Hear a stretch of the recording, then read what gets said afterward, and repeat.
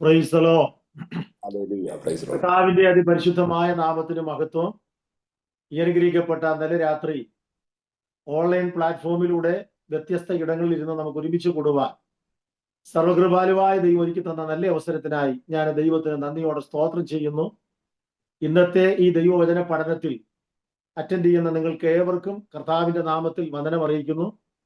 വിശേഷാൽ Bethel international Pentecostal ചർച്ചിന്റെ ബഹുമുഖ പ്രവർത്തനങ്ങൾക്ക് നേതൃത്വം കൊടുക്കുന്ന കർത്താവിൽ അനുഗ്രഹീതനായ അഭിഷിക്തൻ പക്ഷെ ഷാജു ഷാമുവേൽ അവർകൾ തന്റെ ഫാമിലി, ദൈവസഭയിലെ സകല അംഗങ്ങളും നിങ്ങളെല്ലാവരെയും ഓർത്ത് കർത്താവിന് മഹത്വം അർപ്പിക്കുന്നു. സ്വർഗത്തിലെ നാഥൻ ഏവരെയും ഒരുപോലെ ആശീർവദിക്കട്ടെ എന്ന് ആത്മാർത്ഥമായി പ്രാർത്ഥിക്കുന്നു.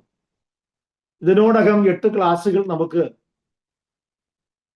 സമാഗമന കൂടാരം എന്ന വിഷയത്തെ ആസ്പദീകരിച്ച് പഠിപ്പാൻ ദൈവം അവസരം നൽകി. കഴിഞ്ഞ ക്ലാസ്സുകൾ അറ്റൻഡ് ചെയ്ത നിങ്ങൾ എല്ലാവരെയും ഓർത്ത് ഞാൻ ദൈവത്തിന് സ്തോത്രം ചെയ്യുകയാണ്. കഴിഞ്ഞ ദീർഘമായ ക്ലാസ്സുകളിൽ സമാഗമന കൂടാരത്തെ കുറിച്ചുള്ള മുഖവരയായ ചില ചിന്തകളും അതിനെ തുടർന്ന് ആ ആലയത്തിന്റെ അകത്ത് സ്ഥിതി ചെയ്യുന്ന വിലപ്പെട്ട വില കൂടിയ ഓരോ ഉപകരണങ്ങളെ കുറിച്ചും അതിന്റെ പ്രത്യേകതകളെ കുറിച്ചും അത് ഉപയോഗിക്കുന്ന രീതികളെ കുറിച്ചും ഒക്കെ നമുക്ക് ചിന്തിക്കുവാൻ കഴിഞ്ഞു. ഈ വിഷയങ്ങളൊക്കെ നമ്മൾ ആത്മീയ അർത്ഥത്തിൽ പഠിക്കുമ്പോൾ നമ്മുടെ ആത്മീക ജീവിതത്തിന്റെ വളർച്ചയ്ക്കും അത് ഉയർച്ചയ്ക്കും ആത്മാക്കളെ നേടുവാൻ തക്കവണ്ണം ആത്മാക്കളെ നേടുന്നവരാക്കി തീർക്കുകയും ചെയ്യുന്നു എന്നുള്ള സത്യം നാം അറിഞ്ഞിരിക്കേണ്ടതാണ്. ഇന്ന് നമ്മൾ ചിന്തിക്കുവാൻ പോകുന്ന വിഷയം സമാഗമന കൂടാരം എന്ന അനുഗ്രഹീതമായ മരുഭൂമിയിൽ ഉയർത്തപ്പെട്ട ദേവാലയം. ഈ ദേവാലയത്തെ മനോഹരമാക്കി തീർക്കുന്ന ആ ദേവാലയത്തിന്റെ ചുറ്റുമുള്ള അല്ലെങ്കിൽ ആ തിരുനിവാസത്തിന്റെ ചുറ്റുമുള്ള മനോഹരമായ 48 പലകകൾ. 48 പലകകൾ എന്ന് പറയുമ്പോഴത്തേക്കും വാസ്തവത്തിൽ സമാഗമന കൂടാരം എന്ന ദേവാലയത്തിന്റെ ഭിത്തിയാണ് ഈ നിർമ്മിതമായ പലകകൾ. 48 പലകകൾ എന്ന എണ്ണം എടുത്ത് പറഞ്ഞിട്ടുണ്ട്. തെക്ക് വശത്ത്, വടക്ക് വശത്ത്, പടിഞ്ഞാറ് വശത്ത്, ഇങ്ങനെ 3 വശങ്ങളിലായിട്ട്. തെക്ക് വശത്ത് 20 പലകകളും വടക്ക് വശത്ത് 20 പലകകളും പടിഞ്ഞാറ് വശത്ത് 6 പലകകളും മൂലയ്ക്ക് ഈ 2 പലകകൾ, അങ്ങനെ ആകെ 48 പലകകൾ കൊണ്ട് മനോഹരമായ ഭിത്തി നിർമ്മിച്ച അനുഗ്രഹിക്കപ്പെട്ട ദേവാലയം. നമ്മൾ ഇതിനെക്കുറിച്ച് പഠിക്കുമ്പോൾ ആദ്യമായിട്ട് മുഖവരയായിട്ട് നമ്മൾ മനസ്സിലാക്കേണ്ട 1-2 കാര്യങ്ങൾ. 48 എന്ന സംഖ്യ വാസ്തവത്തിൽ 12 × 4 എന്നതിൻ്റെ കറക്റ്റായി കിട്ടുന്ന ഉത്തരമാണ് 48. 12 × 4 എന്ന് ഗുണിക്കുമ്പോൾ കിട്ടുന്ന സംഖ്യയാണ് 48. ഈ 12 എന്ന് പറയുന്ന സംഖ്യ വാസ്തവത്തിൽ വേദപുസ്തകത്തിൽ പഴയ നിയമത്തിലും പുതിയ നിയമത്തിലും വളരെ പ്രാധാന്യം അറിയിക്കുന്ന സംഖ്യയാണ് 12. ഉദാഹരണമായിട്ട് ഇസ്രായേൽ മക്കളുടെ ഗോത്രങ്ങൾ 12. മഹാപുരോഹിതനായ അഹരോൻ ധരിച്ചിരുന്ന മാർപ്പതക്കത്തിലെ രത്നങ്ങൾ അത് 12. കനാനിലേക്ക് പോയ ഒറ്റ നോക്കുവാൻ പോയവർ 12. യോർദാനിൽ നാട്ടിയ കല്ലുകൾ അത് 12. എലീമിലെ നീരുറവ അതും 12. യോർദാനിൽ നിന്നും എടുത്ത് കരയ്ക്ക് സ്ഥാപിച്ച കല്ലുകൾ അത് 12. ഏലിയാവ് ഉണ്ടാക്കിയ യാഗപീഠത്തിലെ കല്ലുകളും 12. എന്തിനേറെ, നമ്മൾ ഇതിനു മുമ്പ് പഠിച്ചില്ലേ, താമ്രത്തൊട്ടി. ശലോമോന്റെ ദേവാലയത്തിൽ വരുമ്പോൾ അത് താമ്രക്കടലാണ്. ഈ താമ്രക്കടലിനെ വഹിച്ചുകൊണ്ട് നിന്നതും 12 കാളകളുടെ കാലുകളിലാണ്. അങ്ങനെ പഴയ നിയമത്തിലും ഒപ്പം പുതിയ നിയമത്തിലും ഈ സംഖ്യയ്ക്ക് വളരെ സവിശേഷതയുണ്ട്. പുതിയ നിയമം ആരംഭിക്കുമ്പോൾ ഈ 12 എന്ന ഗഹനമായ സംഖ്യ പ്രാധാന്യം അർഹിക്കുന്നത് യേശുക്രിസ്തുവിന്റെ അപ്പോസ്തലന്മാരുമായി ബന്ധപ്പെട്ടാണ്. യേശുക്രിസ്തുവിന്റെ 12 അപ്പോസ്തലന്മാർ. അതുപോലെ തന്നെ ദേവാലയത്തിൽ പോയ യേശുവിന്റെ പ്രായം 12. യേശു ഉയർപ്പിച്ച യായിറോസിന്റെ മകളുടെ പ്രായം 12. രക്തസ്രവ രോഗത്തിന് അടിമപ്പെട്ട ആ സ്ത്രീ അനുഭവിച്ച രോഗം 12 വർഷം. അതുപോലെ തന്നെ വെളിപ്പാട് പുസ്തകത്തിൽ പറഞ്ഞിരിക്കുന്ന 12-ാം അധ്യായത്തിൽ പറഞ്ഞിരിക്കുന്ന സ്ത്രീയുടെ കിരീടത്തിൽ 12 നക്ഷത്രങ്ങൾ. എന്തിനേറെ, പുതിയ യെരൂശലേമിന്റെ അടിസ്ഥാനം 12, പുതിയ യെരൂശലേമിന്റെ ഗോപുരം 12, വെളിപ്പാട് പുസ്തകത്തിൽ നമ്മൾ കാണുന്ന ജീവവൃക്ഷത്തിന്റെ ഫലം 12. ഇങ്ങനെ 12x4 എന്നതിന്റെ റിസൾട്ടാണ് 48 എന്ന സംഖ്യ. ഈ 48 പലകകളാൽ നിർമ്മിക്കപ്പെട്ട മനോഹരമായ ഭിത്തിയാണ് സമാഗമന കൂടാരത്തെ ചുറ്റും കവർ ചെയ്ത് നിന്നിരുന്നത്. ഇനി ഇതുപോലെ തന്നെ നമ്മൾ പ്രാകാരത്തെക്കുറിച്ച് ചിന്തിച്ചു, ആഴമായിട്ടല്ല. പ്രാകാരത്തെക്കുറിച്ച് പഠിക്കുമ്പോൾ പ്രാകാരത്തിന്റെ ചുറ്റും 60 തൂണുകൾ നിർത്തിയിരുന്നു. 60 തൂണുകൾ ശ്രദ്ധിക്കേണ്ട ഒരു വിഷയമാണ്. ആ 60 തൂണുകളെ കുറിച്ച് പഠിക്കുമ്പോൾ അതും 5x12 എന്നതിന്റെ കറക്റ്റുള്ള ഒരു ആൻസർ ആണ് അവിടെ 60 കിട്ടുന്നത്. അവിടെ നമ്മൾ കാണുന്ന 5, ആ 5നും വേദപുസ്തകത്തിൽ വളരെ പ്രാധാന്യമുണ്ട്, പ്രത്യേകിച്ച് പുതിയ നിയമത്തിൽ. നമ്മൾ പുതിയ നിയമത്തിലേക്ക് വരുമ്പോൾ 5 എന്ന സംഖ്യയ്ക്കുള്ള ഏറ്റവും വലിയ പ്രാധാന്യം എന്തെന്ന് ചോദിച്ചാൽ, പുതിയ നിയമസഭയ്ക്ക് സ്വർഗത്തിലെ ദൈവം നൽകിയിരിക്കുന്ന ഏറ്റവും പ്രധാനപ്പെട്ട 5 വിധ ശുശ്രൂഷകൾ. വളരെ ശ്രദ്ധിക്കണം, 5 വിധ ശുശ്രൂഷകൾ മാത്രമല്ല, ഏറ്റവും പ്രധാനപ്പെട്ട 5 വിധ ശുശ്രൂഷകൾ. ബാക്കി എന്ത് ശുശ്രൂഷകൾ ഉണ്ടെങ്കിലും അതിന്റെ കീഴിലാണ് വരുന്നത്. അതേതാണ് 5 വിധ ശുശ്രൂഷകൾ എന്നറിയണ്ടേ? ആ 5 വിധ ശുശ്രൂഷകളാണ് വാസ്തവത്തിൽ എഫേസ്യ ലേഖനം 4-ാം അധ്യായത്തിന്റെ 10-11 വാക്യങ്ങൾ വായിക്കുമ്പോൾ കാണാൻ സാധിക്കുന്നത്. അവിടെ പൗലോസ് എഴുതിയിരിക്കുന്നത് ഇങ്ങനെയാണ്: അവൻ ചിലരെ അപ്പോസ്തലന്മാരായും, അവൻ ചിലരെ പ്രവാചകന്മാരായും, അവൻ ചിലരെ സുവിശേഷകന്മാരായും, അവൻ ചിലരെ ഇടയന്മാരായും, അവൻ ചിലരെ ഉപദേഷ്ടാക്കന്മാരായും നിയമിച്ചു. ഇപ്പോൾ 5 വിധ ശുശ്രൂഷയിൽ ഉൾപ്പെട്ടിരിക്കുന്ന വിഭാഗങ്ങൾ, പേരുകൾ: അപ്പോസ്തലന്മാർ, പ്രവാചകന്മാർ, സുവിശേഷകന്മാർ, ഇടയന്മാർ, ഉപദേഷ്ടാക്കന്മാർ എന്നറിയപ്പെടുന്ന 5 പ്രധാനപ്പെട്ട വിഭാഗങ്ങൾ അല്ലെങ്കിൽ ശുശ്രൂഷകളാണ്.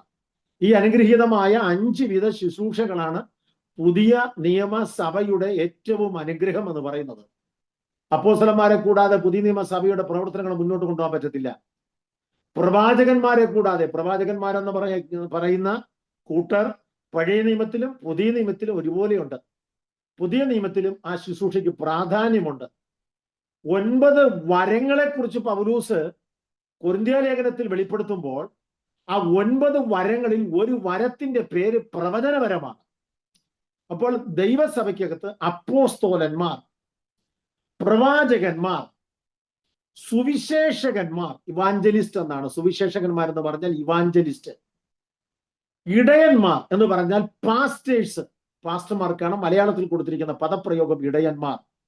5ാമത് കൊടുത്തിരിക്കുന്നതാണ് ഉപദേഷ്ടാക്കന്മാർ, അതായത് ടീച്ചേഴ്സ്, ഉപദേശിപ്പാൻ സമർത്ഥൻ, പഠിപ്പിക്കുവാൻ കഴിവുള്ളവർ.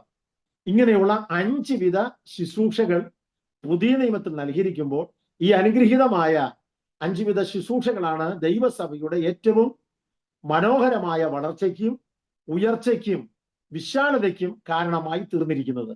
ഇനി ഇത് മാത്രമല്ല, വേറെ എത്രയേറെ ശുശ്രൂഷകൾ ദൈവം നൽകിയിട്ടുണ്ട്. അതെല്ലാം ഇതിന്റെ കീഴിലാണ് വരുന്നത്. അത് ഇപ്പോൾ നമുക്ക് വിശദീകരിക്കേണ്ട ആവശ്യം വരുന്നില്ല, അതുകൊണ്ട് ഞാൻ ആ ഭാഗം വിടുന്നു. നമ്മുടെ പ്രധാനപ്പെട്ട വിഷയം സമാഗമന കൂടാരത്തിന് വേണ്ടി സ്വർഗത്തിലെ ദൈവം നൽകപ്പെട്ട മനോഹരമായ പലകകൾ. അതിനാധാരമായിട്ട് ഒരു വേദവാക്യം വായിക്കാം. പുറപ്പാട് പുസ്തകം 26-ാം അധ്യായത്തിന്റെ 15 മുതലുള്ള വേദവാക്യം. ജസ്റ്റ് 15-ാമത്തെ വാക്യം ഒന്ന് വായിക്കാം. തിരുനിവാസത്തിന് ഖദിരമരം കൊണ്ട് നിവിര നിൽക്കുന്ന പലകകളും ഉണ്ടാക്കേണം. ഓരോ പലകയ്ക്കും 10 മുഴം നീളവും 1.5 മുഴം വീതിയും ഉണ്ടായിരിക്കണം. ഓരോ പലകയായി കൊടുത്തിരിക്കുന്നു. താഴോട്ട് നിങ്ങൾ 30 വേദഭാഗം ശാന്തമായി പിന്നത്തിൽ വായിച്ച് കാര്യങ്ങൾ ഗൗരവമായി മനസ്സിലാക്കുവാൻ ഓർമ്മിപ്പിക്കുന്നു. സമയത്തിന്റെ പരിമിതി കൊണ്ടാണ് എല്ലാ വാക്യങ്ങളും വായിപ്പിക്കാത്തത്. എന്നാൽ അത്യാവശ്യമുള്ള വാക്യങ്ങൾ വായിച്ചേ പറ്റത്തുള്ളൂ. ദൈവത്തിന് സ്തോത്രം. അപ്പോൾ ശ്രദ്ധിക്കണം, തിരുനിവാസത്തിന് നിവരെ നിൽക്കുന്ന കതിരമരം കൊണ്ട് നിർമ്മിതമായ പലകകൾ എന്നാണ് നമ്മളവിടെ വായിച്ചത്. ഇനി നിങ്ങൾ ശ്രദ്ധിച്ചേ, ഓരോ പലകയും 10 മുഴം നീളം, 1.5 മുഴം വീതി. നിസാര സംഗതിയല്ല. 10 മുഴം നീളമെന്ന് പറയുമ്പോൾ ഏകദേശം 15 അടി നീളം വരികയാണ്. 15 അടി. 2 കതക് എടുത്ത് നിർത്തിയാൽ വരുന്നതിനേക്കാൾ ഹൈറ്റ് ഉണ്ട് വാസ്തവത്തിൽ ഒരൊറ്റ പലകയുടെ ലെന്ത്. അപ്പോൾ 10 മുഴം നീളം, 1.5 മുഴം വീതി. ഈ കണക്കിലാണ് 48 പലകകൾ നിർമ്മിക്കുവാൻ വേണ്ടി സ്വർഗത്തിലെ ദൈവം മോശ മുഖാന്തരം കൽപ്പന കൊടുത്തത്. 48 പലകകൾ. തെക്ക് വശത്ത് നീളത്തിൽ ആ ഭാഗം 20 പലക, വടക്ക് വശത്ത് അതുപോലെ 20 പലക, പടിഞ്ഞാറ് വശം ആലയത്തിന്റെ പുറകുവശം അവിടെ 6 പലകകളും 2 മൂലയ്ക്ക് 2 പലകകൾ വീതം, അങ്ങനെ 48 മനോഹരമായ പലകകൾ കൊണ്ട് നിർമ്മിക്കപ്പെട്ട അനുഗ്രഹീതമായ ദേവാലയം. ഇനി നമ്മൾ ഓരോന്നോരോന്നായിട്ട് ചിന്തിക്കുവാൻ പോകുന്നു. എന്താ ഈ ഓരോന്നോരോന്നായി എന്ന് പറഞ്ഞാൽ? വളരെ ശ്രദ്ധിക്കണേ.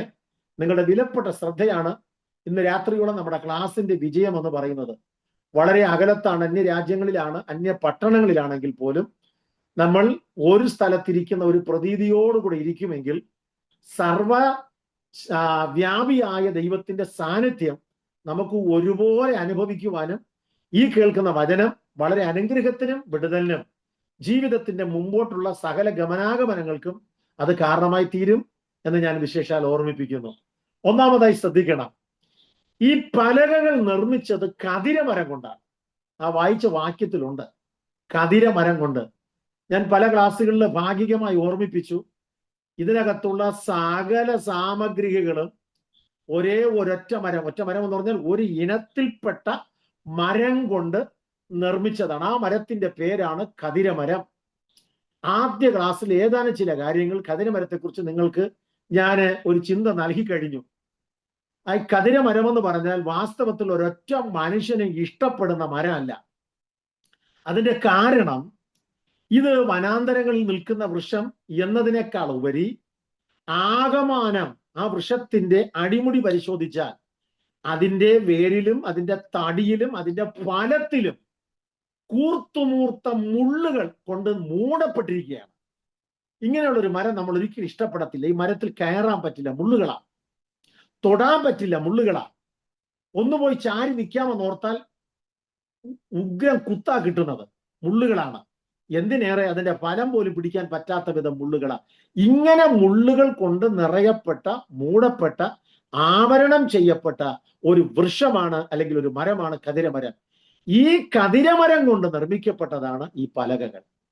ഇനിയും നമ്മൾ ശ്രദ്ധിച്ചാലുണ്ടല്ലോ, ഈ കതിരമരം എന്ന് പറഞ്ഞാൽ വാസ്തവത്തിൽ മറ്റു സുഗന്ധം വീശുന്ന ചന്ദനമരമോ ഏറ്റവും മനോഹരവും വിലപിടിപ്പുമുള്ള ദേവദാരുവോ ഒലിവ് വൃക്ഷമോ പോലെയുള്ള ഒരു വൃക്ഷമല്ല. അതിന്റെ ഭംഗി വേറെയാണ്.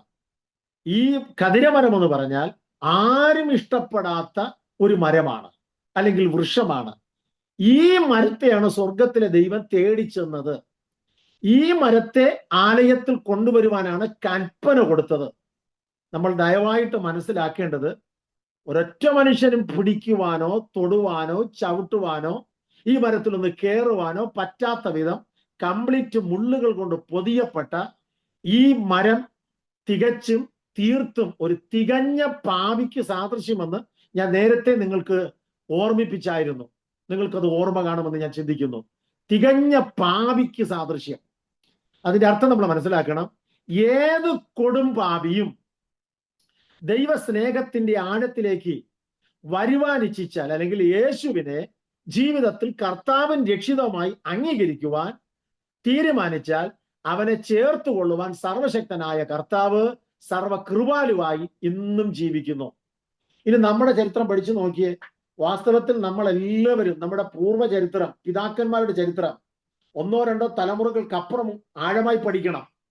അങ്ങനെ പഠിച്ചു നോക്കിയാൽ നമ്മുടെ പൂർവ്വ ചരിത്രം നമുക്ക് ശരിക്കും തരുന്ന റിസൾട്ട് എന്തെന്നറിയണ്ടേ, വിശദീകരണം എന്തെന്നറിയണ്ടേ?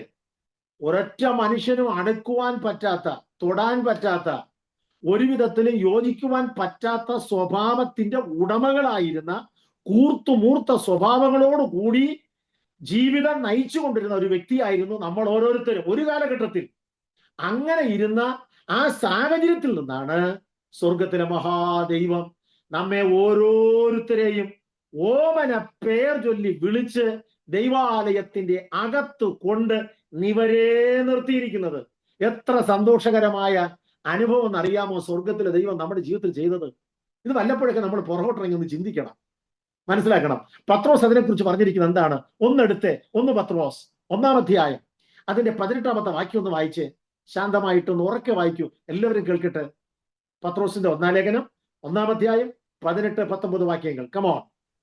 വ്യർത്ഥവും പൃഥുപാരമ്പര്യവുമായുള്ള നിങ്ങളുടെ നടപ്പിൽ നിന്ന് നിങ്ങളെ വീണ്ടെടുത്തിരിക്കുന്നത് പൊന്ന്, വെള്ളി മുതലായ അഴിഞ്ഞു പോകുന്ന വസ്തുക്കളെ കൊണ്ടല്ല.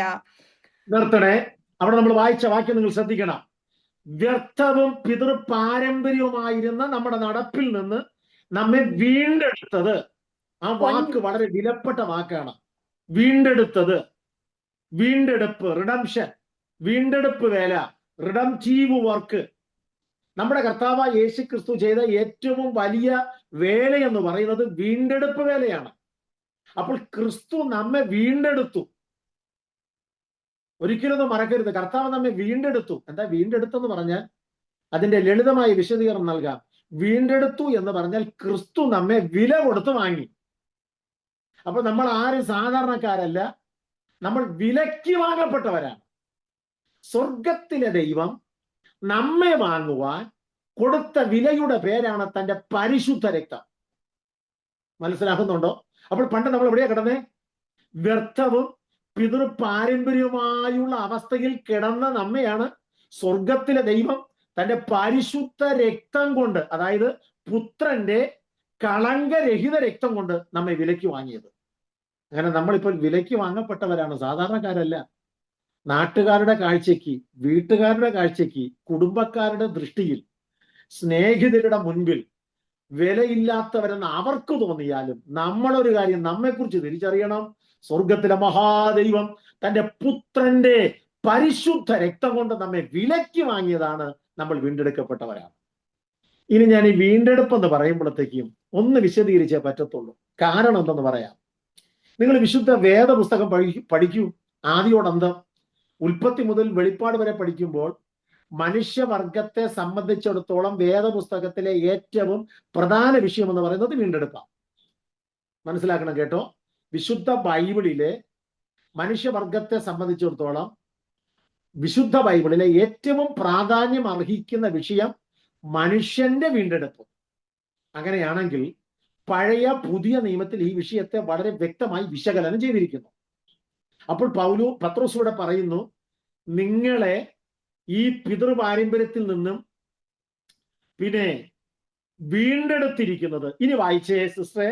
വീണ്ടെടുത്തിരിക്കുന്നത് പൊന്ന്, വെള്ളി മുതലായ അഴിഞ്ഞു പോകുന്ന വസ്തുക്കളെ കൊണ്ടല്ല.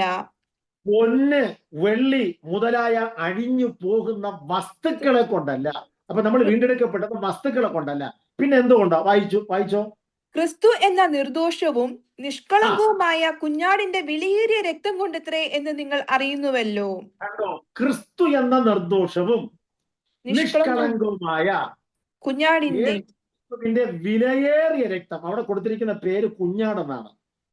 നിങ്ങൾ തെറ്റിദ്ധരിക്കരുത്. നിങ്ങൾ വിശ്വാസികളായതുകൊണ്ട് നിങ്ങൾക്കറിയാം. അവിശ്വാസികളുടെ ഇടയിൽ ഈ വാക്കൊക്കെ കൊണ്ടിട്ടാൽ അവർക്ക് പെട്ടെന്ന് പിടികിട്ടത്തില്ല. അതുകൊണ്ട് നമ്മളൊന്ന് വ്യാഖ്യാനിച്ചു കൊടുക്കണം. അതാണ് പണ്ട് ഷണ്ണൻ ഫിലിപ്പോസിനെ കണ്ടപ്പോൾ ചോദിച്ചത്, ഒരുവൻ പൊരുൾ തിരിച്ചു തരാഞ്ഞാൽ എങ്ങനെ ഗ്രഹിക്കുമെന്നാണ്. വിശ്വാസികളായ ദൈവമക്കളായ കർത്തൃദാസന്മാരായ നമ്മൾ പരമാവധി നമ്മുടെ പ്രിയപ്പെട്ടവരെ കാണുമ്പോൾ പൊരുൾ തിരിച്ചു കൊടുക്കുവാൻ സന്നദ്ധരാകണം. ഇവിടെ കുഞ്ഞാടെന്ന് പറഞ്ഞിരിക്കുന്നത് യേശു ക്രിസ്തുവിന് കൊടുത്തിരിക്കുന്ന ഒരു ആലങ്കാരിക പ്രയോഗമാണ്. മനസ്സിലാക്കണം. അപ്പോൾ യേശു ക്രിസ്തുവിനെ കുഞ്ഞാടായിട്ട് പറഞ്ഞിരിക്കുന്നു.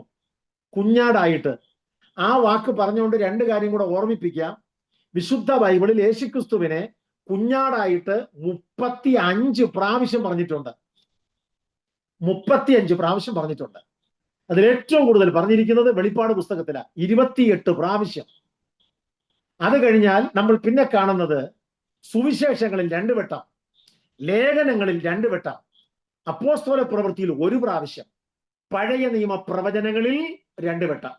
ഇങ്ങനെ 35 പ്രാവശ്യം നമ്മുടെ വാഴ്ത്തപ്പെട്ട കർത്താവായ യേശു ക്രിസ്തു സാക്ഷാൽ ദൈവത്തിന്റെ കുഞ്ഞാടെന്ന് വളരെ വ്യക്തമായി ചിത്രീകരിച്ചിരിക്കുന്നു. അങ്ങനെയാണെങ്കിൽ വെളിപ്പാടിൽ പറഞ്ഞിരിക്കുന്നു. എന്താ പറഞ്ഞിരിക്കുന്നേ?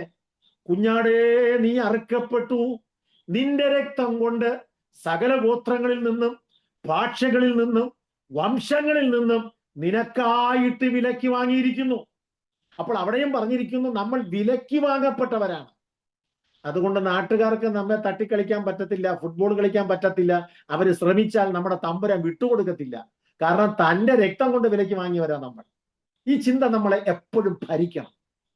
പ്രയാസങ്ങളും പ്രതികൂലങ്ങളും പ്രതിസന്ധികളും ആക്ഷേപങ്ങളും നിന്ദകളും പരിഹാസങ്ങളും, എന്തിനേറെ കഠിനമായ രോഗങ്ങളും രോഗവ്യാധികളും മരണകരമായ സാഹചര്യങ്ങളിൽ കൂടെ പോകേണ്ട അവസ്ഥകൾ ജീവിതത്തിൽ വന്നാലും ഓർത്തുകൊള്ളണം, നമ്മൾ യേശുക്രിസ്തുവിന്റെ രക്തം കൊണ്ട് വിലയ്ക്ക് വാങ്ങപ്പെട്ട കൂട്ടരാണ്. അപ്പോൾ വീണ്ടെടുത്തു എന്നാണ് കൊടുത്തിരിക്കുന്നത്. ഇനി നിങ്ങൾ ശ്രദ്ധിച്ച്, വീണ്ടെടുപ്പ്, വീണ്ടെടുത്തു, വില കൊടുത്ത് വാങ്ങി. ഈ വീണ്ടെടുപ്പ് എന്ന് പറയുന്നതിന് മൂലഭാഷയിൽ പ്രധാനമായിട്ട് 3 പദങ്ങൾ കൊടുത്തിട്ടുണ്ട്. ഓക്കെ, 3 പദങ്ങൾ കൊടുത്തിട്ടുണ്ട്. ഷാജു പാസ്റ്റർക്ക് അത് അറിയാമെന്ന് ഞാൻ ചിന്തിക്കുന്നു. എന്നാൽ നിങ്ങൾക്ക് മറ്റുള്ളവർക്ക് കൂടെ അത് ഗുണം ചെയ്തതുകൊണ്ട് ഞാൻ ഒന്നുകൂടെ ആവർത്തിക്കാം. 3 പദങ്ങളിൽ ഒന്നാമത്തെ പദത്തിന്റെ പേര് അഗാറാസോ എന്നാണ്. 3 ഗ്രീക്ക് വേർഡുകളിൽ ഒന്നാമത്തെ ഗ്രീക്ക് വേർഡ്, ഗ്രീക്ക് പദം അഗാറാസോ എന്നാണ്. അഗാറാസോ, അഗാറാസോ എന്ന ഒന്നാമത്തെ പദം. രണ്ടാമത് കൊടുത്തിരിക്കുന്ന വേർഡ് എക്സഗാറാസോ, എക്സഗാറാസോ. മൂന്നാമത് കൊടുത്തിരിക്കുന്ന പദം ലൂട്രോ, ലൂട്രോ, LUTRO, ലൂട്രോ. അഗാറാസോ, AGARAZO, അഗാറാസോ, എക്സ് അഗാറാസോ, ലൂട്രോ. ഈ 3 പദങ്ങളാണ് വീണ്ടെടുപ്പ് എന്നതിന് മൂലഭാഷ കൊടുത്തിരിക്കുന്നത്. ഇനി നമുക്ക് അതിന്റെ അർത്ഥം പഠിക്കാം.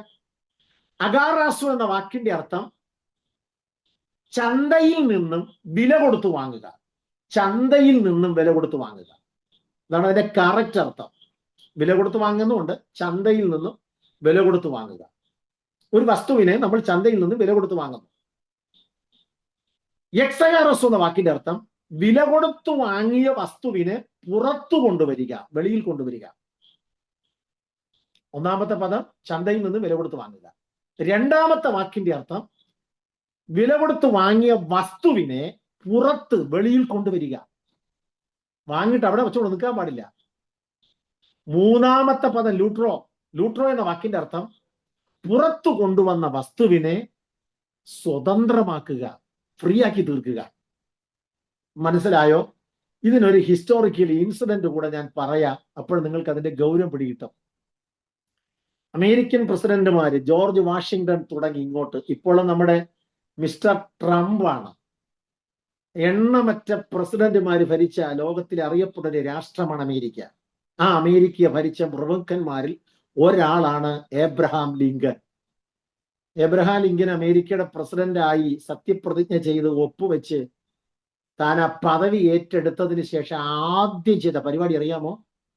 ആദ്യമായിട്ട് താൻ സന്ദർശിച്ചത് അമേരിക്കയിലെ ഒരു പേര് കേട്ട അടിമച്ചന്തയിലാണ്. അദ്ദേഹത്തിന്റെ കാലഘട്ടത്താണ് അടിമത്വം പൂർണ്ണമായിട്ട്, അടിമ കച്ചവടം പൂർണ്ണമായിട്ട് നിർമൂലമാക്കിയത്, നിർമാർജനം ചെയ്തത്. ആ മനുഷ്യന്റെ അടിമച്ചന്തയിൽ പോയപ്പോഴത്തേക്കും ആ ചരിത്രത്തിൽ കൊടുത്തിരിക്കുന്ന സംഭവം ഇങ്ങനെയാണ്, ഞെട്ടിപ്പിക്കുന്നതാണ്. ആ ചന്തയിൽ കാലിക്കൂട്ടങ്ങളെ കെട്ടിയിടും പോലെ ഒരു കുറ്റിയിൽ ഒരു അമ്മയെയും 3 പെൺകുട്ടികളെയും, കറുത്ത വംശത്തിൽപ്പെട്ട നീഗ്രോ വർഗത്തിൽപ്പെട്ട ഒരു അമ്മയെയും 3 പെൺമക്കളെയും 4 വനിതകളെ മൃഗങ്ങളെ പോലെ കെട്ടിയിട്ടിരിക്കുകയാണ്. ഇപ്പോൾ ഈ 4 പേരും മാറി മാറി കെട്ടിപ്പിടിച്ച് ഉമ്മ വയ്ക്കുകയും വാവിട്ട് പൊട്ടിക്കരയും ചെയ്യുന്നു. ഈ കാഴ്ച കണ്ട ലിങ്കൻ ഓടി അവിടെ അരികത്തേക്ക് ചെന്നു. ചോദിച്ചു, എന്താണ് നിങ്ങൾ കരയുന്നത്? മറുപടി, ഞങ്ങൾ അടിമകളാണ്. അത് കണ്ടപ്പോഴേ മനസ്സിലായി കരയുന്നതിന്റെ റീസൺ എന്താണ്. ഇപ്പോഴാണ് അവർ പറഞ്ഞത്, ആ തള്ള പറഞ്ഞു, ഇതെന്റെ 3 മക്കളാണ്. ഞങ്ങൾ ഇതുവരെയും അടിമകളായിരുന്നു, ഇപ്പോഴും അടിമകളാണ്. പക്ഷെ ഇതുവരെ ഞങ്ങൾ അടിമകളായിരുന്ന ദേ നിൽക്കുന്ന ആ സായിപ്പിന്റെ വീട്ടിലായിരുന്നു. അദ്ദേഹത്തിന് ഇപ്പോൾ ഞങ്ങളെ വേണ്ടാഞ്ഞിട്ട് വിൽക്കാൻ കൊണ്ട് നിർത്തിയിരിക്കുന്നു. ഇനി ഞങ്ങളെ വാങ്ങുന്നത് 4 പേരെയും ഒരുമിച്ചായിരിക്കത്തില്ല, ഓരോരുത്തരെയും വാങ്ങിച്ചുകൊണ്ട് ഓരോരുത്തർ പോകും. അങ്ങനെ ഇന്ന് ഞങ്ങൾ ഇവിടെ നിന്ന് പിരിഞ്ഞാൽ ജീവിതത്തിൽ മരണം വരെ പരസ്പരം എനിക്ക് എൻ്റെ മക്കളെയോ മക്കൾക്ക് അമ്മയായ എന്നെയോ അല്ലെങ്കിൽ അവർക്ക് പരസ്പരം സഹോദരങ്ങളെയോ ഒരിക്കലും കാണാൻ പറ്റില്ല. ആ ദുഃഖമാണ് സഹിക്കാൻ പറ്റാത്തത്. അടിമ വേലയല്ല, അത് പിന്നെയും സഹിക്കാം. ഈ ദുഃഖം ഞങ്ങളുടെ ഹൃദയത്തിൽ നിന്ന് മാറുന്നില്ല. എൻ്റെ മക്കൾ എനിക്കിത് കാണാൻ പറ്റില്ല. ഇത് കേട്ട ലിങ്കൻ അതിന്റെ ഉടമസ്ഥനായ ഓണറെ വിളിച്ചിട്ട് ചോദിച്ചു, ഈ അടിമകൾക്ക് എത്ര ഡോളറാണ് വേണ്ടത്? അദ്ദേഹം ആവശ്യപ്പെട്ട ഡോളർ കെട്ടിവെച്ചു. അദ്ദേഹത്തിന് എണ്ണി കൊടുത്തിട്ട് 4 പേരെ വിലയ്ക്ക് വാങ്ങിയപ്പോഴത്തേക്ക് ഇവർക്ക് ഭയങ്കര ഹാപ്പിയാണ്. അവർ സന്തോഷത്തോടെ ആട്ടിൻകുട്ടികളുണ്ടല്ലോ തുള്ളിച്ചാടി വരും പോലെ ഈ ലിങ്കന്റെ പുറകെ നിന്ന് വരുന്നത്. ലിങ്കൻ ഇങ്ങ് പുറത്ത് വന്നപ്പോഴത്തേക്ക് ലിങ്കന്റെ പുറകെ നിന്ന് നടക്കുകയാണ്. ലിങ്കൻ തിരിച്ചു ചോദിച്ചു, നിങ്ങൾ എങ്ങോട്ടാ പോകുന്നേ? അപ്പോഴാണ് അവർ പറഞ്ഞ, സാറാണല്ലോ ഞങ്ങളെ വാങ്ങിയത്, ഞങ്ങൾ ഇന്ന് സാറിന്റെ വീട്ടില. അപ്പോഴാണ് ലിങ്കൻ ഒരു കാര്യം പറഞ്ഞത്, കറക്റ്റാ, ഞാൻ നിങ്ങളെ വാങ്ങിയ നിങ്ങളെ ചന്തയിൽ നിന്ന് പുറത്തു കൊണ്ടുവന്ന നിങ്ങളെ ഇപ്പോൾ ഇവിടെ വെച്ച് ഞാൻ സ്വതന്ത്രരാക്കി തീർക്കുന്നു. ഇനി അമേരിക്ക എന്ന ഈ വമ്പൻ രാഷ്ട്രത്തിന്റെ ഏത് മുക്കിലോ മൂലയിലോ നിങ്ങൾക്ക് 4 പേർക്കും സ്വാതന്ത്ര്യത്തോടെ അധ്വാനിച്ച് ജീവിക്കാം. ഇനി നിങ്ങൾ ആർക്കും അടിമകളല്ല. പ്രിയരെ, ഇതല്ലേ നമ്മുടെ കർത്താവ് നമുക്ക് വേണ്ടി ചെയ്തത്? ഗലാത്യ ലേഖനം വായിപ്പിക്കേണ്ടതാണെങ്കിൽ നിങ്ങൾ പിന്നാലെ കുറിച്ചെടുത്ത് വായിച്ചോ. ഗലാത്യ ലേഖനം 5:1 പൗലോസ് വളരെ വ്യക്തമായി കൊടുത്തിരിക്കുന്നു, സ്വാതന്ത്ര്യത്തിനായി ക്രിസ്തു നമ്മെ സ്വതന്ത്രരാക്കി, ആകയാൽ അതിൽ ഉറച്ചു നിൽപ്പീൻ, പിന്നെയും അടിമമുഖത്തിൽ കുടുങ്ങിപ്പോകരുത്. അപ്പോൾ സ്വർഗത്തിലെ ദൈവം നമ്മെ കുഞ്ഞാടിന്റെ വിലയേറിയ രക്തം കൊണ്ടാണ് വിലക്ക് വാങ്ങിയത്. നമ്മൾ വിലക്ക് വാങ്ങപ്പെട്ടവരാണ്. അതുകൊണ്ട് ദയവായി നമ്മെ കുറിച്ച് നമുക്കൊരു അറിവുണ്ടായിരിക്കണം. എന്താ അറിവ്? നമ്മൾ മറ്റാരെക്കാളും ശ്രേഷ്ഠരാണ്. ഏത് വിധത്തിൽ? യേശുക്രിസ്തുവിന്റെ രക്തം കൊണ്ട് വിലക്ക് വാങ്ങിയതിനാൽ നമ്മൾ ശ്രേഷ്ഠരാണ്. അപ്പോൾ വളരെ ശ്രദ്ധിക്കണം. സ്വർഗത്തിലെ ദൈവം അങ്ങ് മരുഭൂമിയിൽ ആർക്കും വേണ്ടാതെ കിടന്ന നമ്മെ തേടിയെത്തിയിട്ട് നമ്മെ തെരഞ്ഞെടുത്ത നമ്മെ നേരെ കൊണ്ട് നിർത്തിയത് ആലയത്തിലാണ്. എത്ര സന്തോഷകരം! അതൊരിക്കലും മറക്കുവാൻ പറ്റുന്ന കാര്യമല്ല. നമ്മെ ദൈവം കൊണ്ടെത്തിച്ചത് ആലയത്തിലാണ്. ഇപ്പൊ കൊണ്ട് നിർത്തിയിരിക്കുന്ന ആലയത്തിലാണ്. അപ്പോൾ ശ്രദ്ധിക്കണം, സ്വർഗത്തിലെ ദൈവമാണ് നമ്മെ തേടിയെത്തിയത്. കർത്താവ് യേശുക്രിസ്തു അതിനെക്കുറിച്ച് പറയുന്നൊരു വാക്കുണ്ട്. തന്റെ മാളിക മുറിയിലെ പ്രഭാഷണത്തിൽ യേശു അത് വിശദീകരിക്കുന്നുണ്ട്. എടുക്കൂ, ഒന്ന് വായിച്ചാൽ നന്നായിരിക്കും. യോഹന്നാന്റെ സുവിശേഷം 15-ാം അധ്യായം അതിന്റെ 16-ാമത്തെ വാക്യം ഒന്ന് വായിച്ചേ. യോഹന്നാൻ 15:16. നിങ്ങൾ എന്നെ തിരഞ്ഞെടുത്തു എന്നല്ല, ഞാൻ നിങ്ങളെ തിരഞ്ഞെടുത്തു, നിങ്ങൾ പോയി ഫലം കായ്ക്കേണ്ടതിനും നിങ്ങളുടെ ഫലം നിലനിൽക്കേണ്ടതിനും നിങ്ങളെ ആക്കി വെച്ചുമിരിക്കുന്നു. നിങ്ങൾ എത്ര സന്തോഷകരമായ വിഷയം അറിയണ്ടേ? നിങ്ങൾ എന്നെ തെരഞ്ഞെടുത്തു എന്നല്ല, ഞാൻ നിങ്ങളെ തെരഞ്ഞെടുത്തു. നമ്മുടെ കർത്താവ് നമ്മെയാണ് തെരഞ്ഞെടുത്തത്, നമ്മൾ ആരും തെരഞ്ഞെടുത്തില്ല. എത്ര അനുഗ്രഹീതമായ രീതിയിൽ യേശു അത് വിളംബരം ചെയ്യുന്നു. അപ്പോൾ ഇന്ന് രാത്രി നമ്മൾ മനസ്സിലാക്കുക, നമ്മൾ ആരാ? വിലയ്ക്ക് വാങ്ങപ്പെട്ടവർ. നമ്മൾ ആരാ? യേശുവിന്റെ വിലയേറിയ രക്തം കൊണ്ട് വിലയ്ക്ക് വാങ്ങപ്പെട്ടവർ. നമ്മൾ ആരാണ്? നമ്മൾ ക്രിസ്തുവിനാൽ തെരഞ്ഞെടുക്കപ്പെട്ടവർ. സ്വർഗത്തിലെ ദൈവമാണ് നമ്മെ തെരഞ്ഞെടുത്തത്. ഓക്കെ, ഇനി കർത്താവ് നമ്മെ വില കൊടുത്ത് വാങ്ങിയത് പൊന്ന്, വെള്ളി മുതലായ അഴിഞ്ഞു പോകുന്ന വസ്തുക്കളെ കൊണ്ടല്ല. ഈ പറയപ്പെട്ട സകല വസ്തുക്കളും അഴിഞ്ഞു പോകുന്നതാണ്. അതുകൊണ്ട് ദയവായി എൻ്റെ പ്രിയപ്പെട്ടവർ ശ്രദ്ധിക്കണം. ഈ ലോകത്തിലുള്ള ഒരൊറ്റ അഴിഞ്ഞു പോകുന്ന വസ്തുക്കൾക്കും ദയവായിട്ട് നിങ്ങൾ ദൈവത്തെ ഓർത്തിട്ട് വില കൊടുക്കരുത്, പ്രാധാന്യം കൊടുക്കരുത്, അതിന്റെ പിറകെ പോകരുത്. ബൈബിൾ പഠിപ്പിക്കുന്നു, ലോകവും അതിന്റെ മോഹവും അത് ഒഴിഞ്ഞു പോകുമെന്നാണ്. എന്നാൽ ദൈവ ഇഷ്ടം ചെയ്യുന്നവൻ എന്നേക്കും ഇരിക്കും. നമ്മൾ ആരാ? നമ്മൾ യേശുക്രിസ്തുവിന്റെ രക്തത്താൽ വിലയ്ക്ക് വാങ്ങപ്പെട്ടവർ.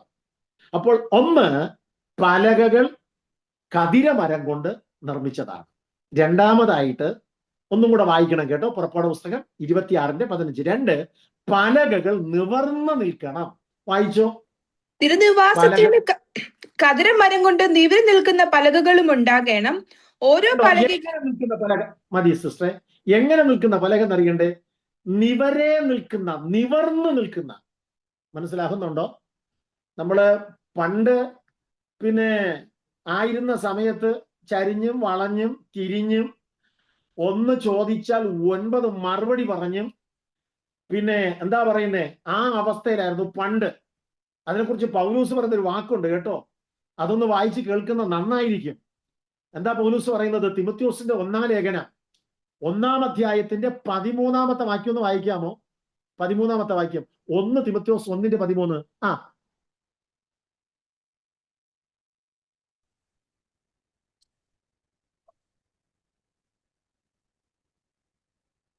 മുമ്പേ ഞാൻ ദൂഷകനും ഉപദ്രവിയും നിഷ്ഠൂരനുമായിരുന്നു. എങ്കിലും അവിശ്വാസത്താൽ അറിയാതെ ചെയ്യായ കൊണ്ട് എനിക്ക് കരുണ ലഭിച്ചു. പൗലോസ് ഉള്ള കാര്യം തുറന്നു പറയുകയാണ്. മുമ്പേ, അത് പണ്ട്, ഞാൻ ദൂഷകനും ഉപദ്രവിയും ഉപദ്രവകാരിയും, കണ്ടോ, നിഷ്ഠൂരനുമായിരുന്നു. ഒരൊറ്റ മനുഷ്യന് തൊടാൻ പറ്റത്തില്ല, അടുക്കാൻ പറ്റില്ല. പണ്ട് താൻ ദൂഷകനായിരുന്നു, ഉപദ്രവകാരിയായിരുന്നു, നിഷ്ഠൂരനായിരുന്നു. അതാണ് പൗലോസ് മറ്റൊരു ഭാഗത്ത് പറയുന്നത്, ക്രിസ്തു യേശു പാപികളെ രക്ഷിപ്പാൻ വന്നു എന്നുള്ളത് വിശ്വാസ്യവും എല്ലാവരും അംഗീകരിപ്പാൻ യോഗ്യമായ വചനം തന്നെ. തീർന്നില്ല, ഒരു വാക്കൂടെ ഉണ്ട്. എന്നിട്ട് പൗലോസ് പറയുന്നു, ആ പാപികളിൽ ഞാൻ ഒന്നാമൻ. നമുക്ക് ആർക്കെങ്കിലും അത് പറയാൻ പറ്റുമോ? അഥവാ പറയാൻ ബുദ്ധിമുട്ടുണ്ടെങ്കിൽ ഒന്ന് ചിന്തിച്ചോളണം. പണ്ട് നമ്മൾ ഈ ലിസ്റ്റിൽപ്പെട്ടവരായിരുന്നു. പാപികളിൽ ഒന്നാമൻ എന്ന രീതിയിൽ വേണ്ടാത്ത എല്ലാ പരിപാടികളും ചെയ്ത് ജീവിച്ച ഗണത്തിൽപ്പെട്ടവരായിരുന്നു. കൃപയാൽ കർത്താവ് നമ്മെ സ്നേഹിച്ചു, അവിടെ നിന്ന് നമ്മെ രക്ഷിച്ചു, അവിടെ നിന്ന് നമ്മെ വീണ്ടെടുത്തു, ദൈവസഭയ്ക്കകത്ത് കൊണ്ടുവന്ന് നിവരെ നിർത്തിയിരിക്കുക. അതുകൊണ്ട് ഇതിനകത്ത് വന്നതിന് ശേഷം ചരിയാൻ പാടില്ല, വളയാൻ പാടില്ല. വളയണമെങ്കിൽ പണ്ട് കിടന്നപ്പോൾ അവിടെ കിടന്ന് വളയണമായിരുന്നു, ചരിയണമായിരുന്നു. ഇതിനകത്ത് തമ്പനെ കൊണ്ട് നിർത്തിയിരിക്കുന്നത് എവരെയാണ്? ദയവായി ദൈവത്തെ ഓർത്ത്, എന്നെ ഓർത്തിട്ടല്ല, ദൈവത്തെ ഓർത്തിട്ട്, കർത്താവ് നമുക്ക് വേണ്ടി ഒരുക്കിയ വലിയ രക്ഷയെ ഓർത്തിട്ട്, ദൈവം നമ്മെ രക്ഷിച്ചത് ഓർത്തിട്ട്, അരിമനാഥന്റെ വരവ് വരെയും ഈ ആലയത്തിൽ നിവരെ തന്നെ നിൽക്കണം, നിവരെ തന്നെ നിൽക്കണം. കാരണം ആലയം ദൈവത്തിൻ്റെതാണ്, നമ്മുടേതല്ല. ബൈബിൾ പഠിപ്പിക്കുന്നു സഭ ദൈവത്തിൻ്റെതെന്ന്. സഭ ദൈവത്തിൻ്റെതാണ്. ഒന്ന് വായിച്ചു നോക്കിയേ, മത്തായി സുവിശേഷം 16:18 ഒന്ന് വായിച്ചേ. മത്തായി 16:18. നീ പത്രോസ് ആകുന്നു, ഈ പാറമേൽ ഞാൻ എന്റെ സഭയെ പണിയും, ഞാൻ എന്റെ സഭയെ പണിയും. അപ്പോൾ മതി. സഭ ദൈവത്തിൻ്റെതാണ്. യേശു പറഞ്ഞു, ഞാൻ എന്റെ സഭയെ പണിയും. സഭ ദൈവത്തിൻ്റെത്, സഭ യേശുവിൻ്റെത്. ഇപ്പൊ കർത്താവാണ് ഈ സഭയ്ക്ക് വേണ്ടി വില കൊടുത്തത്, കർത്താവാണ് ഈ സഭയ്ക്ക് വേണ്ടി രക്തം ചിന്തിയത്, കർത്താവാണ് ഈ സഭയ്ക്ക് വേണ്ടി മരിച്ചത്. അപ്പൊ ജീവൻ നൽകി വീണ്ടെടുത്ത ദൈവസഭ ദൈവത്തിൻ്റെതാകയാൽ, ഒറ്റ വാക്കിൽ പറഞ്ഞാൽ നമ്മൾ ഓരോരുത്തരും ദൈവത്തിനുള്ളവരാകയാൽ, അകത്ത് എവിടെ? ആലയത്തിൽ നമ്മെ കൊണ്ട് കർത്താവ് നിവരെ നിർത്തിയിരിക്കുമ്പോൾ ഒരു കാരണത്താലും ചരിയുവാനോ വളയുവാനോ പാടില്ല. കുറച്ചുകൂടെ വ്യക്തമായി പറഞ്ഞാൽ, വലത്തോട്ടോ ഇടത്തോട്ടോ മുൻപോട്ടോ പുറകോട്ടോ നീങ്ങരുത്. എന്താ അങ്ങനെ പറയാൻ കാര്യം? ഇടത്തോട്ട് നീങ്ങത്തക്ക രീതിയിലുള്ള ചില സാഹചര്യങ്ങൾ ചിലപ്പോൾ പിശാച് നമ്മുടെ മുമ്പിൽ കൊണ്ടുവരും. ഇടത്തോട്ട് നീങ്ങരുത്, വലത്തോട്ട് നീങ്ങരുത്. ഇനി മുന്നോട്ട് ഇന്നത് വരെ കാണാത്ത വലിയ സമ്പത്തുകളുടെ ഒരു വലിയ ശേഖരം ശത്രു കൊണ്ട് കാണിക്കും. അത് കണ്ടിട്ട് മുന്നോട്ടും കാലി വെക്കരുത്. പിന്നെ പുറകോട്ട് പണ്ട് ആസ്വദിച്ച അനുഭവങ്ങൾ ഒന്ന് പുറകോട്ട് നോക്കി ചിലപ്പോൾ പോകാൻ ഇടയാകും. പുറകോട്ട് നോക്കരുത്. സ്വർഗത്തിലെ ദൈവം നമ്മെ കൊണ്ട് നിർത്തിയിരിക്കുമ്പോൾ നമ്മൾ അവസാനം വരെ നിവരെ നിൽക്കണം. കണ്ടോ, നിവരെ നിൽക്കുന്ന പലകകൾ എന്നാണ്. വാസ്തവത്തിൽ നിവരെ നിന്നില്ലെങ്കിലുള്ള കുഴപ്പം എന്താണെന്നറിയാമോ? നിവരെ നിന്നില്ലെങ്കിൽ ഈ പലകയുടെ ഇടയിൽ വിടവ് വരും. പല സഭകൾക്കും പ്രശ്നങ്ങൾ ഉണ്ടാകുവാൻ കാരണം നമ്മൾ പറയും ദുഷ്ടപിശാചം. നമുക്കിപ്പോൾ ഭയങ്കരപ്പെട്ട ഒരു രക്ഷപ്പെടാനുള്ള ഒരു മാർഗം കിട്ടിയിട്ടുണ്ട്. എന്ത് വിഷയം വന്നാലും സാത്താനെ തലയെ കൊണ്ടുവയ്ക്കും. സത്യം പറഞ്ഞാൽ ഒരളവിൽ അവൻ പാപമാണ്. ഏത് വിധത്തിൽ? നമ്മൾ എത്ര തന്നെ അവനെ ചീത്ത പറഞ്ഞാലും അവൻ തിരിച്ചൊന്നും ചെയ്യുന്നില്ല. രാത്രിയും പകലും നമ്മൾ സാത്താൻ എന്ന് പറഞ്ഞ് അവനെ അങ്ങ് വരട്ടിക്കൊണ്ടിരിക്കുകയാണ്. അല്ലെന്നല്ല, പക്ഷെ ഒരു കാര്യം നമ്മൾ ഓർക്കണം, നമ്മുടെ നിപ്പ് ശരിയാകാത്തത് കൊണ്ടാണ് അവന്റെ ചില പ്രവൃത്തികൾ ഇതിന്റെ ഇടയിൽ കൂടെ കയറുന്നത്. പലക നിവരെ നിർത്തിയിരിക്കുമ്പോൾ അല്പം ചരിയാൻ പാടില്ല. ചരിഞ്ഞാൽ എന്ത് സംഭവിക്കും? അവിടെ വിടവ് വരും. വിടവ് വന്നാൽ എന്ത് സംഭവിക്കും? വിടവ് വന്നാൽ സംഭവിക്കുന്നത് ആലയത്തിന്റെ അകത്ത് പുറത്തുള്ള പൊടിപടലങ്ങൾ കയറും. എന്താ കാര്യം? ഈ ആലയം സ്ഥാപിച്ചിരിക്കുന്നത് പട്ടണത്തിലല്ല, മരുഭൂമിയിലാണ്. അപ്പോൾ മരുഭൂമിയിൽ എപ്പോഴും പൊടിക്കാറ്റ്, ചുഴലിക്കാറ്റ് നിരന്തരം ഇങ്ങനെ ആഞ്ഞു വീശുമ്പോൾ ആ പൊടി പടലങ്ങൾ പറന്ന് ഈ ആലയത്തിന്റെ അകത്ത് കയറിയാൽ ഉണ്ടല്ലോ, ആലയത്തിന് ദോഷം സംഭവിക്കും. എന്താ ദോഷം?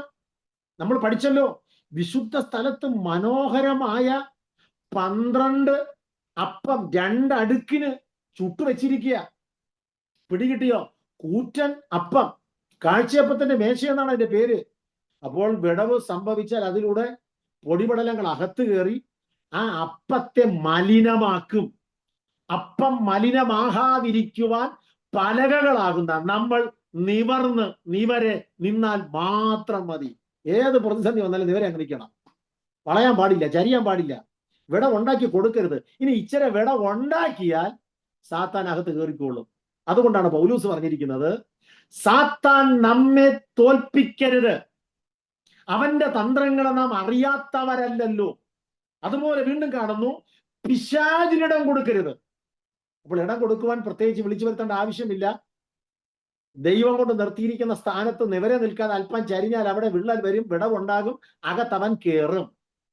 അപ്പോൾ ഈ പലക നിവരെ നിൽക്കേണ്ട സ്ഥാനത്ത് വിടവ് സംഭവിച്ചാൽ അകത്ത് പൊടിപടലങ്ങൾ കയറി ആ അപ്പത്തെ മലിനമാക്കും. 2, വിശുദ്ധ സ്ഥലത്ത് മനോഹരമായൊരു വിളക്കിരിപ്പുണ്ട്. 7 ദീപങ്ങളാണ്. 7 ദീപങ്ങളാൽ മനോഹരമായി തീർന്നിരിക്കുന്ന ആ വിളക്ക് കത്തിക്കൊണ്ടിരിക്കുകയാണ് കേട്ടോ. ഈ കാറ്റടിച്ച് അകത്ത് കയറിയാൽ വിളക്ക് കെട്ടുപോകും, അണഞ്ഞു പോകും. അപ്പോൾ പലകകൾ നിവരെ നിൽക്കണം, ചരിയാനോ തിരിയാനോ പാടില്ല, അല്പം പോലും വിടമുണ്ടാകാൻ പാടില്ല. കാറ്റകത്ത് കയറി വിളക്ക് കെട്ടുപോകും. തീർന്നില്ല, തൊട്ടരികത്തിരിക്കുന്നല്ലോ ധൂപപീഠം. ആ ധൂപപീഠത്തിൽ നിന്ന് പൊങ്ങി വരുന്ന ആ സുഗന്ധം, ആ മനോഹരമായ സുഗന്ധവർഗം അതിൽ വീഴുമ്പോൾ ഉണ്ടാകുന്ന മനോഹരമായ ഗന്ധം, അത് ആലയം മുഴുവൻ നിറഞ്ഞു നിൽക്കുമ്പോൾ ആ ഗന്ധം വാസ്തവത്തിൽ വിടവിലൂടെ പുറത്തു പോകാനോ പുറത്തുള്ളത് അകത്ത് കയറാനോ പാടില്ല. അതുകൊണ്ട് എന്ത് വില കൊടുത്തും പലകകൾ വാസ്തവത്തിൽ നിവരെ നിൽക്കണം. അപ്പോൾ നിവർന്നു നിൽക്കുന്ന പലകകൾ. അടുത്തതായിട്ട്, മൂന്നാമതായിട്ട് നമ്മൾ മനസ്സിലാക്കേണ്ടത്, ഈ പലകകളെ സ്വർഗത്തിലെ ദൈവം നിർത്തിയിരിക്കുന്നത് വെള്ളി ചുവടുകളിന്മേലാണ്. വെള്ളി ചുവടുകളിൽ നിർത്തിയിരിക്കുന്നു. ഒന്ന് വായിച്ചു കേൾപ്പിക്കണമേ. പുറപ്പാട് പുസ്തകം 26-ാം അധ്യായത്തിന്റെ 19 മുതലുള്ള വേദവാക്യം ഒന്ന് വായിച്ചേ. പുറപ്പാട് 20 പലകയ്ക്കും താഴെ വെള്ളി കൊണ്ട് 40 ചുവട്, ഒരു പലകയുടെ അടിയിൽ 2 കുടുമയ്ക്കും 2 ചുവടും, മറ്റൊരു പലകയുടെ അടിയിൽ 2 കുടുമയ്ക്ക് 2 ചുവടും, ഇങ്ങനെ 20 പലകയുടെ അടിയിൽ വെള്ളി കൊണ്ട് 40 ചുവട് ഉണ്ടാക്കണം. മതി. ശ്രദ്ധിക്കണം, പലകകൾ നിവരെ നിൽക്കണമെന്ന് പറയുമ്പോൾ ചുമ്മാ പലകയ്ക്ക് നിൽക്കാൻ പറ്റത്തില്ല. ഈ പലകകൾ നിവരെ നിൽക്കുവാൻ തക്കവണ്ണം ഇവിടെ ചെയ്തിരിക്കുന്ന പരിപാടിയുണ്ട്. എത്രയോ മനോഹരമായ കാര്യമെന്നറിയാമോ? ഒരു പലക നിൽക്കുന്നത് 2 വെള്ളി ചുവട്ടിന്മേലാണ്, 2 വെള്ളി ചുവടുകളിന്മേലാണ്. മനസ്സിലാകുന്നുണ്ടോ? അപ്പോൾ പലകകളെ വെള്ളി ചുവടുകളിൽ നിർത്തിയിരിക്കുന്നു, വെള്ളി ചുവടുകളിൽ നിർത്തിയിരിക്കുന്നു. വാസ്തവത്തിൽ സങ്കീർത്തനത്തിൽ എനിക്ക് തോന്നുന്നത് 12-ാമത്തെ സങ്കീർത്തനം എന്നാണ് ഞാൻ ഓർക്കുന്നത്. 12-ാം സങ്കീർത്തനത്തിന്റെ 8-ാം വാക്യം എന്നാണ് ചിന്തിക്കുന്നത്. അവിടെ വെള്ളിയെക്കുറിച്ച് പറഞ്ഞിരിക്കുന്നത് ദൈവവചനത്തെ 7 പ്രാവശ്യം വെള്ളിയിൽ ഊതിക്കഴിച്ചതിന് തുല്യമായിട്ടാണ്. അപ്പോൾ വെള്ളി എന്ന് പറഞ്ഞിരിക്കുന്നത് നിസ്സാരമായ ഒന്നല്ല, വീണ്ടെടുപ്പ് വിലയായിട്ട് നൽകപ്പെട്ട ഒരു വസ്തുവാണ് വെള്ളി, വീണ്ടെടുപ്പ് വില. All right. അപ്പോൾ പലകകളെ വെള്ളി ചുവടിന്മേലാണ് നിർത്തിയിരിക്കുന്നത്. വെള്ളി ചുവടിന്മേൽ നിൽക്കുന്നത് കൊണ്ട് പലകയ്ക്ക് ചരിയാൻ പറ്റില്ല. സ്വർഗത്തിലെ ദൈവം നമ്മെ നിർത്തിയിരിക്കുന്നത് എവിടെ നിന്ന് അറിയണ്ടേ? വാസ്തവത്തിൽ നമ്മുടെ കർത്താവ് നമ്മെ ഉറപ്പിച്ച് നിർത്തിയിരിക്കുന്നത് അവന്റെ സന്നിധിയിലാണ്. പ്രധാനമായിട്ട് 3 കാര്യങ്ങൾ നമ്മൾ അറിഞ്ഞിരിക്കണം. ഒന്ന്, നമ്മുടെ കർത്താവ് നമ്മെ നിർത്തിയിരിക്കുന്നത് പാറയായ ക്രിസ്തുവിലാണ്. പിടികിട്ടുന്നുണ്ടോ? പാറയായ ക്രിസ്തുവിൽ. അതുകൊണ്ട് നമുക്കൊരു കാരണത്താലും ഇളകിപ്പോകാൻ പറ്റത്തില്ല. നമ്മെ കർത്താവ് ഉറപ്പിച്ച് നിർത്തിയിരിക്കുന്നത് പാറയിലാണ്. അതിനുദാഹരണമാണ് മത്തായി സുവിശേഷം 7-ാമത്തെ അധ്യായം അതിന്റെ 24, 25 വാക്യങ്ങൾ വായിക്കുമ്പോൾ ഒന്ന് വായിക്കുന്നത് നന്നായിരിക്കും. മത്തായി ആകയാൽ 7:24, 25. ആകയാൽ എന്റെ ഈ വചനങ്ങളെ കേട്ട് ചെയ്യുന്നവനൊക്കെയും പാറമേൽ വീട് പണിത ബുദ്ധിയുള്ള മനുഷ്യനോട് തുല്യനാകുന്നു. വൻമഴ കണ്ടോ? ചൊരിഞ്ഞു, ആ നദികൾ പൊങ്ങി, കാറ്റടിച്ച് ആ വീട്ടിന്മേൽ അലച്ചു. അത് പാറമേൽ അടിസ്ഥാനമുള്ളതാകിയാൽ വീണില്ല. കണ്ടോ? പാറമേൽ അടിസ്ഥാനം ഉള്ളതാകയാൽ വീഴില്ലെന്നാ.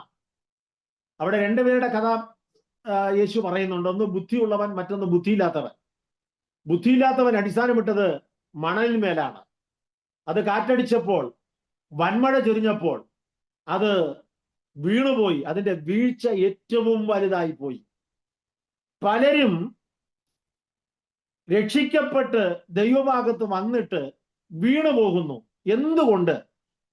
അവർ വന്നിട്ട് പാറയാകുന്ന ക്രിസ്തുവിൽ അടിസ്ഥാനമിടാത്തത് കൊണ്ടാണ്. ദൈവസഭയ്ക്കകത്ത് വന്നാൽ മാത്രം പോരാ, വന്നു കഴിഞ്ഞാൽ നമ്മുടെ അടിസ്ഥാനം ക്രിസ്തുവാകുന്ന പാറമേലായിരിക്കണം.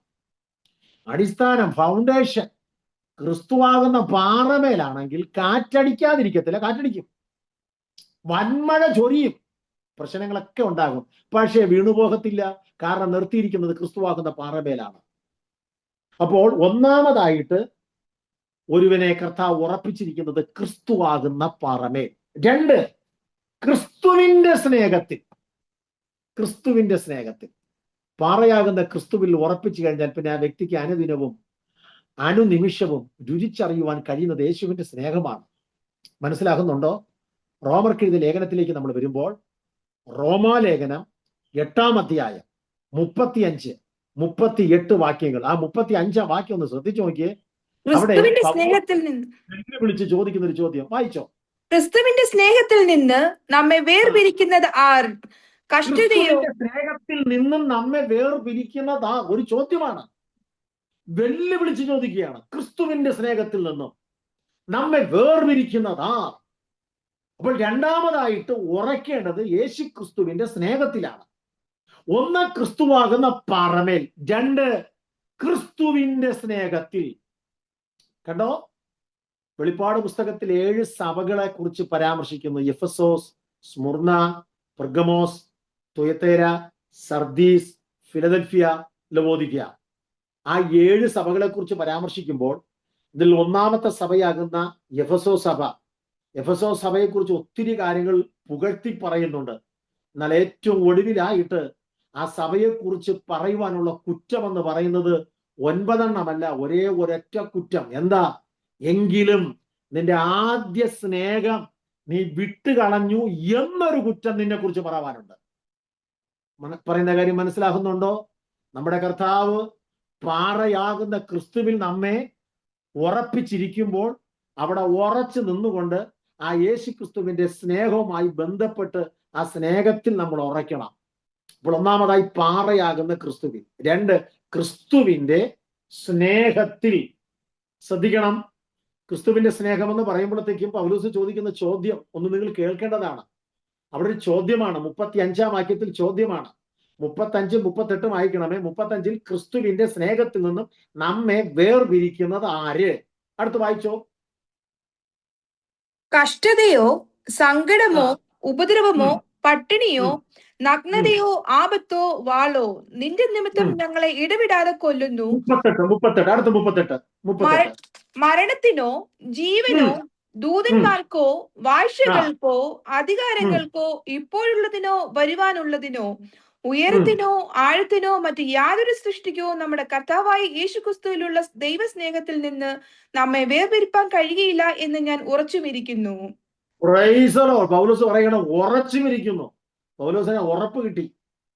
അപ്പോസ്തലനായ പൗലോസിനെ ഉറപ്പ് കിട്ടിയതുകൊണ്ട് അപ്പോസ്തലനായ പൗലോസിനെ ക്രിസ്തുവിന്റെ സ്നേഹത്തിൽ നിന്നും 1 ഇഞ്ച് മാറ്റാൻ ഒരു ശക്തിക്കും കഴിഞ്ഞില്ല. എന്തിനേറെ റോമൻ ഭരണകൂടത്തിന് കഴിഞ്ഞില്ല, നീറോ ചക്രവർത്തിക്ക് കഴിഞ്ഞില്ല. അതുകൊണ്ട് നീറോ ചക്രവർത്തി ഏറ്റവും ഒടുവിൽ കൽപ്പന പുറപ്പെടുവിച്ചു, പൗലോസിന് വധശിക്ഷ നൽകണം. AD 68-ലാണ് പൗലോസ് വധിക്കപ്പെടുന്നത്. അപ്പോൾ നീറോ ചക്രവർത്തിയുടെ കൽപ്പന പ്രകാരം ആരാച്ചാർമാർ പൗലോസിനെ ജയിലിൽ നിന്ന് പുറത്തിറക്കി ഓസ്ട്രിയൻ താഴ്വരയുടെ വീതിയിൽ കൊണ്ടു നിർത്തി വാളെടുത്ത് തന്റെ ശിരസിലോട്ട് ആഞ്ഞു വീശുമ്പോഴും ആ ക്രിസ്തുവിന്റെ സ്നേഹം കൊണ്ട് പുള്ളി എന്തെന്നില്ലാതെ സന്തോഷിക്കുകയാണ്. അതാ പുള്ളി പറയുന്നത്, ഇപ്പോഴുള്ളതോ വരുവാനുള്ളതോ ആഴത്തിനോ ഉയരത്തിനോ കണ്ടോ, യാതൊന്നിനും ക്രിസ്തുവിന്റെ സ്നേഹത്തിൽ നിന്നും എന്നെ വേർപിരിക്കാൻ കഴിയുന്നതല്ല. അപ്പോൾ ഒന്നാമതായിട്ട് സ്വർഗത്തിലെ ദൈവം നമ്മെ ഉറപ്പിച്ചിരിക്കുന്നത് പാറയാകുന്ന ക്രിസ്തുവിൽ. 2, ക്രിസ്തുവിന്റെ സ്നേഹത്തിൽ. മൂന്നാമതൊരു കാര്യം കൂടിയുണ്ട്, അതുകൂടെ വായിച്ചിട്ടേ പോകാവൂ. 3, ക്രിസ്തുവിന്റെ പ്രത്യാശയിൽ. ഇപ്പോൾ പാറയാകുന്ന ക്രിസ്തുവിൽ നമ്മെ കൊണ്ട് നിർത്തിയിരിക്കുമ്പോൾ ആ ക്രിസ്തു നമ്മെ സ്നേഹിച്ച സ്നേഹത്തിന്റെ ആഴം മനസ്സിലാക്കി ക്രിസ്തുവിന്റെ സ്നേഹത്തിൽ നമ്മൾ അടിയുറയ്ക്കണം. അങ്ങനെ ഉറച്ചാൽ മാത്രമേ പ്രത്യാശയിൽ നമുക്ക് വളരാൻ പറ്റത്തുള്ളൂ. അപ്പോൾ മൂന്നാമതായിട്ട് ക്രിസ്തുവിന്റെ പ്രത്യാശയിൽ. കൊലോസ്യ ലേഖനം 1:23 ഒന്ന് വായിക്കാമോ? കൊലോസ്യർ 1:23. ആകാശത്തിൻ കീഴെ സകല സൃഷ്ടിയുടെയും ഇടയിൽ ഘോഷിച്ചും പൗലോസ് എന്ന ഞാൻ ശുശ്രൂഷകനായി തീർന്നും നിങ്ങൾ കേട്ടുമിരിക്കുന്ന സുവിശേഷത്തിന്റെ പ്രത്യാശയിൽ നിന്ന് നിങ്ങൾ സുവിശേഷത്തിന്റെ പ്രത്യാശയിൽ നിന്നും നിങ്ങൾ ഇളകാതെ അടിസ്ഥാനപ്പെട്ടവരും സ്ഥിരതയുള്ളവരുമായി വിശ്വാസത്തിൽ നിലനിന്നുകൊണ്ടാൽ അങ്ങനെ അവന്റെ മുമ്പിൽ നിൽക്കും. കണ്ടോ, പൗലോസ് പറഞ്ഞിരിക്കുന്ന വലിയൊരു വാക്യമാണ്. ആകാശത്തിൻ കീഴെ സകല സൃഷ്ടികളുടെ ഇടയിൽ ഘോഷിച്ചും പൗലോസ് എന്ന ഞാൻ ശുശ്രൂഷകനായി തീർന്ന് നിങ്ങൾ കേട്ടുമിരിക്കുന്ന സുവിശേഷത്തിന്റെ പ്രത്യാശയിൽ നിന്ന് നിങ്ങൾ ഇളകാതെ അടിസ്ഥാനപ്പെട്ടവരും. എന്താണ് ഈ പ്രത്യാശയുടെ പ്രത്യേകത? ഇനിയൊരു കാര്യം കൂടെ നിങ്ങൾ ശ്രദ്ധിച്ചേ. പുതിയ നിയമസഭയ്ക്ക് പ്രത്യാശ ഒന്നേ ഉള്ളൂ. മനസ്സിലാവുന്ന ഞാൻ ഈ പറഞ്ഞ കാര്യം. പുതിയ നിയമസഭയ്ക്ക് കർത്താവ് നൽകിയിരിക്കുന്ന പ്രത്യാശ ഒന്നേ ഉള്ളൂ. ഞാൻ വചനം കൊണ്ട് തെളിയിക്കാതെ. പക്ഷെ പ്രതീക്ഷകൾ നമുക്ക് പലത് കാണാം, ആഗ്രഹങ്ങൾ നിരവധി കാണാം, ആശകൾ പലത് കാണാം, തീരുമാനങ്ങളും പലപ്പോഴും പലതായിരിക്കാം. എന്നാൽ ഓർത്തുകൊള്ളണം, പ്രത്യാശ എന്ന് പറയുന്നത് ഒന്നേ ഉള്ളൂ. എന്താ തെളിവ്? എടുക്കൂ, എഫേസ്യ ലേഖനം 4:4. അവിടെ പൗലോസ് ഓർമ്മിപ്പിക്കുന്നു, നിങ്ങളെ വിളിച്ചപ്പോൾ അവൻ ഏക പ്രത്യാശയ്ക്കായി വിളിച്ചതുപോലെ. ഒന്ന് വായിച്ചേ. നിങ്ങളെ വിളിച്ചപ്പോൾ ഏക പ്രത്യാശയ്ക്കായി നിങ്ങളെ വിളിച്ചതുപോലെ ശരീരം ഒന്ന്, ആത്മാവൊന്ന്, കർത്താവ് ഒരുവൻ, വിശ്വാസം ഒന്ന്, സ്നാനം ഒന്ന്, എല്ലാവർക്കും മീതെയുള്ളവനും എല്ലാവരിലും കൂടി വ്യാപരിക്കുന്നവനും എല്ലാവരിലും ഇരിക്കുന്നവനുമായി എല്ലാവർക്കും ദൈവവും പിതാവുമായവൻ ഒരുവൻ. കണ്ടോ, എത്ര മനോഹരമായി വിശദീകരിച്ചിരിക്കുന്നു. നിങ്ങളെ വിളിച്ചപ്പോൾ തന്നെ ഏക പ്രത്യാശയ്ക്കായി വിളിച്ചതുപോലെ അങ്ങോട്ട് പറയുന്നു, ഒന്ന് ഒന്ന് ഒന്ന്. എന്താ ഒന്ന്? ശരീരം ഒന്ന്. ഒറ്റവാക്കിൽ ശരീരം എന്ന് പറഞ്ഞാൽ അങ്ങ് മാറിക്കളഞ്ഞാൽ പറ്റത്തില്ല. ഇത് ഏത് ശരീരം? ഇത് യേശുക്രിസ്തുവിന്റെ ശരീരം. അതെന്താണ്? അതാണ് പുതിയ നിയമസഭ, ക്രിസ്തുവിന്റെ മണവാട്ടി. പ്രിയരെ, നമ്മൾ ഏതെല്ലാം ഭാഗത്ത് ചെതറിക്കിടന്നാലും നമ്മൾ ഒറ്റ ശരീരമാ. പിടികിട്ടിയോ? ഒരൊറ്റ അപ്പന്റെ മക്കളാ. യേശുക്രിസ്തു എന്ന ഏക രക്ഷകന്റെ ജീവരക്തത്താൽ വിലക്കി വാങ്ങപ്പെട്ട ഒരൊറ്റ മണവാട്ടി. ഒരു ശരീരമായതുകൊണ്ട് നമ്മുടെ മണവാളനും ഏകനാണ്, ഒരുവനാണ്. ക്രിസ്തു എന്ന ഏക പുരുഷന് വിവാഹ നിശ്ചയം ചെയ്തിരിക്കുന്ന നിർമ്മല കന്യക എന്നാണ് പൗലോസ് നമ്മെ കുറിച്ച് പറഞ്ഞിരിക്കുന്നത്. ക്രിസ്തു എന്ന ഏക പുരുഷൻ. അതുകൊണ്ട് ഞാൻ 2 വാക്കൊന്ന് വിശദീകരിക്കാം. ദയവായിട്ട് നമ്മുടെ പ്രാണപ്രിയന്റെ മേഘത്തിലെ പ്രത്യക്ഷത വരെ ഏക പുരുഷനായ ക്രിസ്തുവിനെ മുറുകെ പിടിച്ചോളണം. ഈ ഏക പുരുഷനായ മണവാളനെ വിട്ടേച്ച് വേറെ ദയവായി ഒരു മണവാളനെയും തേടിപ്പോകരുത്. മനസ്സിലാകുന്നുണ്ടോ? ജീവൻ തന്ന മണവാളൻ ഒരുവനാണത്, ക്രിസ്തു. വീണ്ടും വരാമെന്ന് പറഞ്ഞവൻ ക്രിസ്തു എന്ന ഏക മണവാളൻ മാത്രം. ചേർത്തുകൊള്ളാമെന്ന് പറഞ്ഞവൻ അവൻ മാത്രം. ഞാൻ നിങ്ങൾക്ക് സ്ഥലമൊരുക്കുവാൻ പോകുന്നു എന്ന് പറഞ്ഞവൻ ഈ മണവാളൻ മാത്രം. സ്ഥലം ഒരുക്കിയിട്ട് ഞാൻ ഇരിക്കുന്നിടത്ത് നിങ്ങളും ഇരിക്കേണ്ടതിന് പിന്നെയും വന്ന് ചേർത്തുകൊള്ളാം എന്ന് പറഞ്ഞവൻ ഇവൻ മാത്രം. അതുകൊണ്ട് ഈ മണവാളനെ വിട്ട് ഒരു കാരണത്താലും പിരിയുവാൻ ഇടവരരുത്. എന്ത് ത്യാഗം സഹിക്കേണ്ടി വന്നാലും ഈ മണവാളനെ മുറുകെ പിടിച്ചോളണം. ഏക മണവാളൻ, ഏക പുരുഷൻ. അങ്ങനെയെങ്കിൽ ക്രിസ്തുവിന് ഏക മണവാട്ടി, ശരീരം ഒന്നാണ്. പിടികിട്ടുന്നുണ്ടോ? All right. ശരീരം ഒന്ന്, അടുത്ത് കൊടുത്തിരിക്കുന്നു. പിന്നെ സ്നാനം ഒന്ന്. ഏതായാലും ആ വാക്കിന്റെ അടിസ്ഥാനത്തിൽ ഒരു വിശദീകരണം നൽകാൻ താല്പര്യപ്പെടുന്നു. സ്നാനം ഒന്നെന്ന് പറഞ്ഞാൽ ഒന്നിലധികം സ്നാനങ്ങൾ ദേശത്ത് നടക്കുന്നു എന്നാണ് അതിന്റെ അർത്ഥം. പക്ഷെ കർത്താവിന്റെ കൽപ്പനയാകുന്ന സ്നാനം ഒന്നാണ്. ഓൾറൈറ്റ്, എന്നെ ശ്രദ്ധിക്കുന്ന എല്ലാ പ്രിയപ്പെട്ടവരും രക്ഷിക്കപ്പെട്ട് വിശ്വാസ സ്നാനം സ്വീകരിച്ചിരിക്കുന്ന ദൈവ കുഞ്ഞുങ്ങൾ എന്ന് ഞാൻ പൂർണ്ണമായി വിശ്വസിക്കുന്നു. എന്നാൽ അപ്പോൾ തന്നെ ഞാൻ ഒരു വാക്കോട് സൂചിപ്പിക്കുന്നു, ഇതുവരെയും ഈ ദൈവവചനം കേട്ടിട്ടും യോഗങ്ങൾക്ക് അറ്റൻഡ് ചെയ്തിട്ടും നമ്മുടെ ഇടയിൽ ആരെങ്കിലും വിശ്വാസ സ്നാനം സ്വീകരിക്കാതെ ഉണ്ടെങ്കിൽ വളരെ ശ്രദ്ധിക്കണം. നമ്മുടെ ജീവിതത്തിൽ മുൻപിലുള്ള നാളുകൾ നാളെ എന്നത് നമുക്കുള്ളതെന്ന് പറയാൻ ആർക്കും പറ്റില്ല. ഇന്ന് ഒരുമിച്ച് ഓൺലൈൻ പ്ലാറ്റ്ഫോമിൽ കൂടിയ നമുക്കിനി അടുത്ത ആഴ്ചയിൽ ഇതുപോലെ കൂടാൻ പറ്റുമെന്ന് ഉറപ്പ് പറയുവാൻ ആർക്കും പറ്റത്തില്ല. ഒന്നുകിൽ നമ്മുടെ മരണമോ അതല്ല എങ്കിൽ യേശു ക്രിസ്തുവിന്റെ മേഘത്തിലെ എഴുന്നള്ളത്തോ, ഇതിൽ ഏതും വേണമോ എപ്പോഴോ സംഭവിക്കാം. അങ്ങനെയാണെങ്കിൽ നമ്മുടെ കർത്താവിന്റെ വരവിന് മുൻപ് സ്നാനപ്പെടാത്തവർ ദയവായി യേശുവിന്റെ കൽപ്പനയാകുന്ന വിശ്വാസ സ്നാനം സ്വീകരിച്ച് യേശുവിനോടങ്ങ് പറ്റിച്ചേരണം. മനസ്സിലാകുന്നുണ്ടോ? സ്നാനത്താൽ അല്ലാതെ ഒരു വ്യക്തിക്ക് യേശുവിനോട് ചേരാൻ പറ്റത്തില്ല. അങ്ങനെയെങ്കിൽ സ്നാനപ്പെട്ടവരായി നിങ്ങൾക്കൊരു ഗുഡ് ന്യൂസ് പറയാം, നമ്മൾ ഏറ്റവും ഭാഗ്യശാലികളെ, നമ്മൾ യേശുവിനോട് ചേർന്നിരിക്കുക. പാടുമ്പോൾ നമ്മൾ അങ്ങ് പാടും, യേശുവോട് ചേർന്നിരിപ്പത് എത്ര മോദമേ, യേശുവിനാൽ ജീവിക്കുന്നത് എത്ര ഭാഗ്യമേ. പാടുമ്പോൾ തന്നെ അതിന്റെ ഗൗരവം കൂടെ മനസ്സിലാക്കി വേണം പാടാൻ.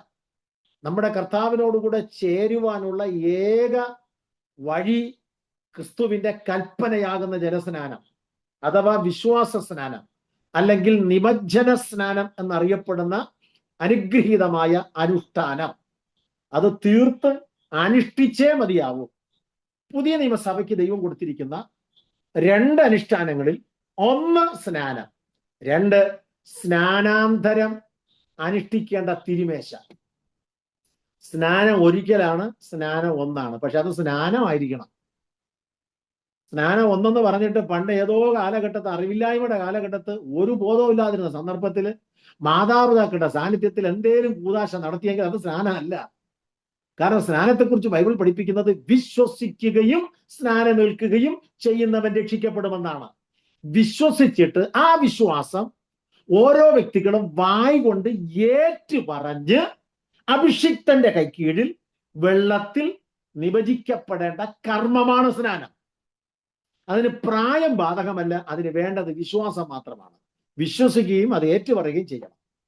ഓൾറൈറ്റ്, അപ്പോൾ പൗലോസ് ഓർമ്മിപ്പിക്കുന്നു, സ്നാനം ഒന്ന്, കർത്താവ് ഒരുവൻ, ആത്മാവ് ഒന്ന്. പരിശുദ്ധാത്മാവ് ഒന്നാണ് കേട്ടോ, പരിശുദ്ധാത്മാവ് ഒന്നാണ്. പക്ഷെ പരിശുദ്ധാത്മാവിന്റെ മറവിൽ വേറെ ഒത്തിരി ആത്മാവുണ്ട്, അത് നമ്മൾ അറിയണം കേട്ടോ. പരിശുദ്ധാത്മാവ് ഒന്നാണ്, ദൈവാത്മാവ് ഒന്നാണ്. പക്ഷെ അതിന്റെ മറവിൽ മറ്റു പല ആത്മാവ് വ്യാപരിക്കുന്നുണ്ട്. അതിനൊരു എക്സാമ്പിൾ തിരുവഴുത്തിൽ തരാം. മിസ്റ്റർ പൗലൂസും ശീലാസും കൂടെ ഒരുമിച്ച് അവർ പ്രാർത്ഥിപ്പാൻ വേണ്ടി പുറപ്പെട്ടു. അങ്ങനെ പോകുമ്പോൾ അവരെ എതിരിട്ട മറ്റൊരു കഥാപാത്രം, നമ്മുടെ ഭാഷയിൽ പറഞ്ഞാൽ പ്രവാചകി, പക്ഷെ ചങ്ങാതി വെളിച്ചപ്പാടത്തിയായിരുന്നു. അവള് പൗലൂസിനെയും ശീലാസിനെയും കണ്ടപ്പോൾ ഒരൊറ്റ ദൂത്, ഭയങ്കരപ്പെട്ട ദൂതാണ് കേട്ടോ, സൂപ്പർ ദൂത്. എന്താ ദൂത്? അത്യുന്നതനായ ദൈവത്തിന്റെ ദാസന്മാർ, രക്ഷാമാർഗം അറിയിക്കുന്നവർ. വാസ്തവത്തിൽ ദൂത് 100% കറക്റ്റാ, കൃത്യമാണ്. ഈ ദൂത് നമ്മൾ ആരെങ്കിലും കേട്ടെങ്കിൽ തിരിഞ്ഞും പിരിഞ്ഞും നോക്കത്തില്ല. In the name of Jesus ലൂണ്ടി പിസ് റൈറ്റ് മീ എന്ന് പറഞ്ഞ് ആ സഹോദരിയെ ചേർത്ത് പിടിക്കുക മാത്രമല്ല ആ ആഴ്ചയിൽ തന്നെ സോദരി സമാജത്തിന്റെ സ്റ്റേറ്റ് പ്രസിഡന്റ് ആക്കി തീർക്കും. പക്ഷെ പൗലോസ് നോക്കിയപ്പോൾ ഇത് സാധനം വേറെയാണ്, ഇത് ദുരാത്മാവാ. ഒന്ന് മുഷിഞ്ഞ് നോക്കി അവളിലുള്ള ഭൂതത്തെ ശാസിച്ചു, ഭൂതമിട്ട് മാറി. അവൾ നിമിത്തമുള്ള പട്ടണത്തിലെ മൂപ്പന്മാരുടെ ആശയം നിന്നുപോയി. അങ്ങനെ ഒരു ഭയങ്കരപ്പെട്ട വിടുതന്റെ ശുശ്രൂഷ ചെയ്തതിന്റെ പേരിൽ അവർക്ക് കിട്ടിയത് ജയിൽവാസം. പക്ഷെ ജയിൽവാസം നരകവാസമല്ലായിരുന്നു. അങ്ങേയറ്റം പീഡകൾ അനുഭവിച്ചെങ്കിലും ആ ജയിലിൽ കിടന്നുകൊണ്ട് ഒറ്റ രാത്രി കിടന്നുള്ളൂ, കൂടുതൽ കിടന്നില്ല.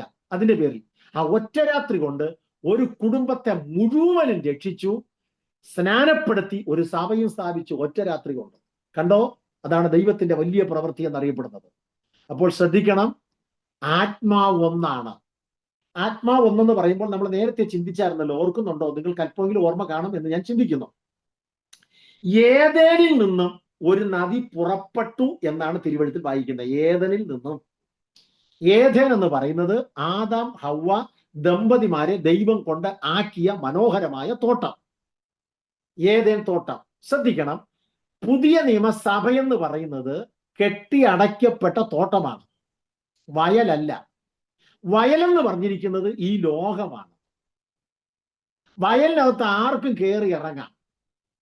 വയലിനകത്ത് എല്ലാം വളരും എന്ന് പറഞ്ഞാൽ കളയും വളരും. അതാണ് പറഞ്ഞിരിക്കുന്നത്, കൊയ്ത്തോളം വളരട്ടെ. പക്ഷേ ദൈവസഭയാകുന്ന തോട്ടത്തിനകത്ത് നട്ടതല്ലാതെ വേറെ ഒന്നും വളരുവാൻ ഉടയവൻ അനുവദിക്കത്തില്ല. മനസ്സിലാകുന്നുണ്ടോ? അതാണ് തോട്ടത്തിന്റെ പ്രത്യേകത. മറ്റൊന്ന്, ഈ തോട്ടത്തെ നനയ്ക്കുവാൻ ഏദേനിൽ നിന്നും ഒരു നദിയാണ് പുറപ്പെട്ടത്, കൂടുതൽ നദി പുറപ്പെട്ടില്ല. അപ്പൊ നദി ഒന്നാണ്, പരിശുദ്ധാത്മാവ് ഒന്നാണ്. ആ നദി പരിശുദ്ധാത്മാവിന് നിഴലാണ്. തോട്ടത്തെ നനയ്ക്കുവാൻ പരിശുദ്ധാത്മാവിന് മാത്രമേ കഴിയത്തുള്ളൂ.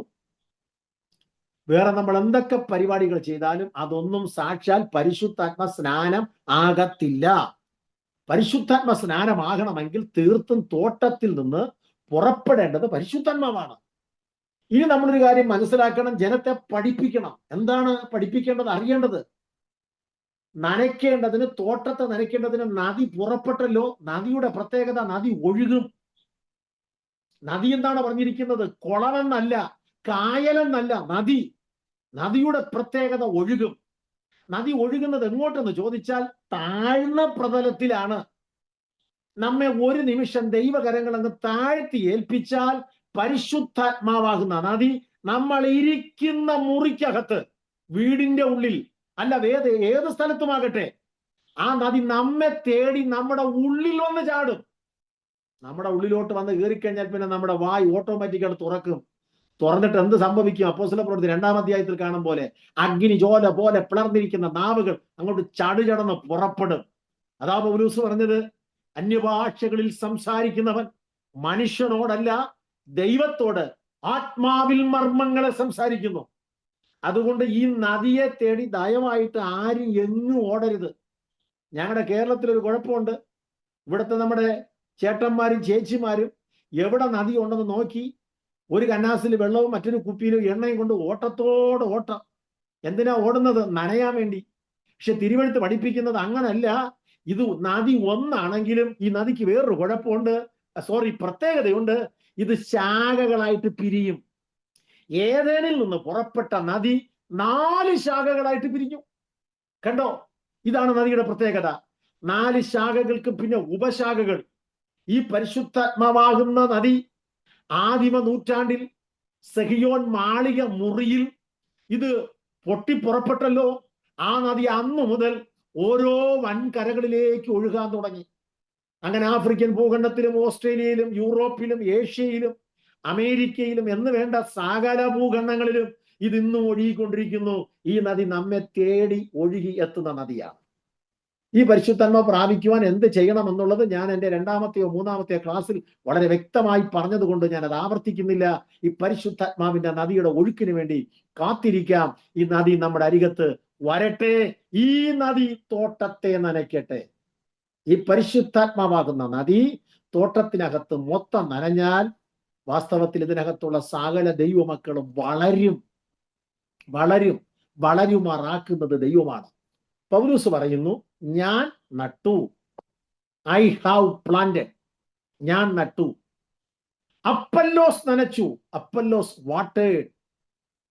അടുത്ത വാക്ക് ശ്രദ്ധിക്കണം, ദൈവം അത്രേ വളരുമാറാക്കിയത്.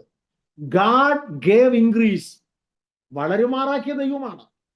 അപ്പോൾ നടുന്നവനും നനയ്ക്കുന്നവനും ഏതുമില്ല, വളരുമാറാക്കുന്ന ദൈവമാണ് സകലത്തിനും കാരണഭൂതൻ. ശരിക്കും തോട്ടമാകുന്ന ദൈവസഭയ്ക്കകത്ത് പരിശുദ്ധാത്മാവിന്റെ നനവ്, ആ ഈർപ്പം എപ്പോഴും ഉണ്ടായിരിക്കണം. സഭ വളർന്നുകൊണ്ടേയിരിക്കും. സഭയ്ക്കകത്ത് ഡ്രൈ ആകാൻ അനുവദിക്കരുത്. ഡ്രൈ ആകാതിരിക്കാൻ ഇടയ്ക്കിടയ്ക്ക് നനയ്ക്കുന്ന ഇടപാടാണ് ഉപവാസം, youth camp, seminar, Bible study, കാത്തിരിപ്പ് യോഗം, കോട്ടേജ് മീറ്റിംഗ്, സോദരി സമാജം, കൺവെൻഷൻ എന്ന് വേണ്ട ഇങ്ങനെ ഇടയ്ക്കിടയ്ക്ക് ഈ പരിപാടികൾ ക്രമീകരിക്കുന്നത് തോട്ടം ഒന്ന് നനയാൻ വേണ്ടിയാണ്. സഭയാൻ തോട്ടത്തിനകത്ത് പരിശുദ്ധാത്മാവാകുന്ന ശക്തിയേറിയ നദി ഒഴുകട്ടെ, ആത്മാക്കളുടെ എണ്ണം വർദ്ധിക്കട്ടെ, ചലിക്കുന്ന പ്രാണികൾ ഉണ്ടാകട്ടെ. ദൈവം അതിനായി നമ്മെ ബലപ്പെടുത്തട്ടെ. അപ്പോൾ ഇനി നമ്മുടെ വിഷയത്തിലേക്ക് വരാം. പലകകൾ വെള്ളി ചുവടുകളിൽ നിർത്തിയിരുന്നത് കൊണ്ടാണ് ഇത് നിവരെ നിന്നത്. 4, ഈ പലകകൾ ഒന്നോടൊന്ന് ചേർന്നിരുന്നു. കണ്ടോ, പലകകൾ ഒന്നോടൊന്ന് ചേർന്നിരുന്നു, അകന്നു നിന്നില്ല, ചേർന്നിരുന്നു. ദൈവമക്കളായ നമുക്ക് ഐക്യത വേണം, ഒരു ചേർച്ച വേണം. പണ്ടത്തെ സ്വഭാവം വെച്ച് നോക്കിയാൽ നമുക്ക് ചേരാൻ പറ്റില്ല, ഐകമത്യപ്പെടാൻ പറ്റില്ല. പക്ഷെ ഇപ്പോൾ നമ്മൾ ദേവാലയത്തിനകത്താണ്, ആലയത്തിൽ ദൈവം നമ്മെ കൊണ്ടെത്തിച്ചിരിക്കുന്നതുകൊണ്ട് നമുക്ക് ചേർന്ന് നിൽക്കുവാൻ പറ്റുന്നു. അപ്പോൾ പലകകൾ ഒന്നോടൊന്ന് ചേർന്നിരുന്നു. ഓരോ പലകയും തനിച്ച് നിന്നാൽ ഒരു മന്ദിരം ആകത്തില്ല. ഈ 48 പലകകൾ എന്ന് പറയുന്നത് വാസ്തവത്തിൽ ഒറ്റ വിശ്വാസികളെ, ഓരോരോ വിശ്വാസികളെ കാണിക്കുകയാണ്. ഈ 48 പലകകളും ഓരോ വിശ്വാസികൾക്ക് സാദൃശ്യമാണ്. അപ്പോൾ 48 പലകകളാകുന്ന വിശ്വാസികൾ ചേർന്ന് നിന്നാൽ ഒരു മന്ദിരം ആകും. ഓരോ പലകകളായിട്ട് മാറിക്കിടന്നാൽ ഒരിക്കലും ഒരു കാരണത്താലും ഒരു ഭിത്തിയാകത്തില്ല, ഒരു മന്ദിരമാകത്തില്ല. അപ്പോൾ പലകകൾ ഒന്നോടൊന്ന് ചേർന്നിരുന്നു. ദൈവമക്കൾ എപ്പോഴും ഒന്നോടൊന്ന് ഒരുമയോടെ, ഐക്യതയോടെ, ഒരു ചേർച്ച മനോഭാവം, ചേർന്നിരിക്കുന്ന അനുഭവം. ഐക്യത കെടുത്തുന്നത് ദുഷ്ട പിശാച. അതിനുള്ള എന്തെങ്കിലും വിത്തുകൾ അവൻ കൊണ്ട് വിതറാൻ പദ്ധതിയുണ്ട്, അവൻ പദ്ധതി ഇട്ടിട്ടുണ്ട്. പക്ഷെ അതിന് നമ്മൾ ഇടം കൊടുക്കരുത്. നമ്മൾ ഒറ്റക്കെട്ടായി ചേർന്നിരിക്കുമെങ്കിൽ ഒരു കാരണത്താലും പിശാചിന്റെ പ്രവൃത്തി വെളിപ്പെടത്തില്ല. ഒരു ഗാനമുണ്ടല്ലോ, ഐക്യമായി നിന്നു നാം വേല ചെയ്തിടുകിൽ ഇടിച്ചിടാം പേയിൻ കോട്ട എന്നാണ്. അപ്പോൾ ഐക്യതയാണ് ദൈവസഭയുടെ ഏറ്റവും വലിയ മുഖമുദ്ര. ഓൾറൈറ്റ്, ഓരോ പലകയും തനിച്ചു നിന്നാൽ ഒരു കാരണത്താലും ഒരു മന്ദിരമാകത്തില്ല. അല്പം തടമോ മുഴയോ പരിവരിപ്പോ ഉണ്ടായിരുന്നാൽ പലകകൾക്ക് ചേർന്നിരിപ്പാൻ കഴിയാതെ വരും. അതുകൊണ്ട് ഈ പലകകളെ ചെയ്ത പരിപാടി കേൾക്കണം. പുറത്തു വെച്ച്, വനാന്തരത്തിൽ വെച്ച് തന്നെ മുറിച്ച്, അതിനെ എറിച്ച്, അതിനെ കീറി പലകകളാക്കി ചെത്തി മിനുസപ്പെടുത്തി. കതിരമരം എന്ന് പറഞ്ഞാൽ മറ്റു മരങ്ങളെ പോലെ എപ്പോഴും സ്ട്രെയിറ്റ് ആയിട്ട് പോകുന്നതല്ല, വളഞ്ഞും പൊളഞ്ഞും ഒക്കെ നിൽക്കുന്ന ഒരു സാധനമാണ്. സത്യം പറഞ്ഞ ഒരൊറ്റ മനുഷ്യൻ ഇഷ്ടപ്പെടത്തില്ല.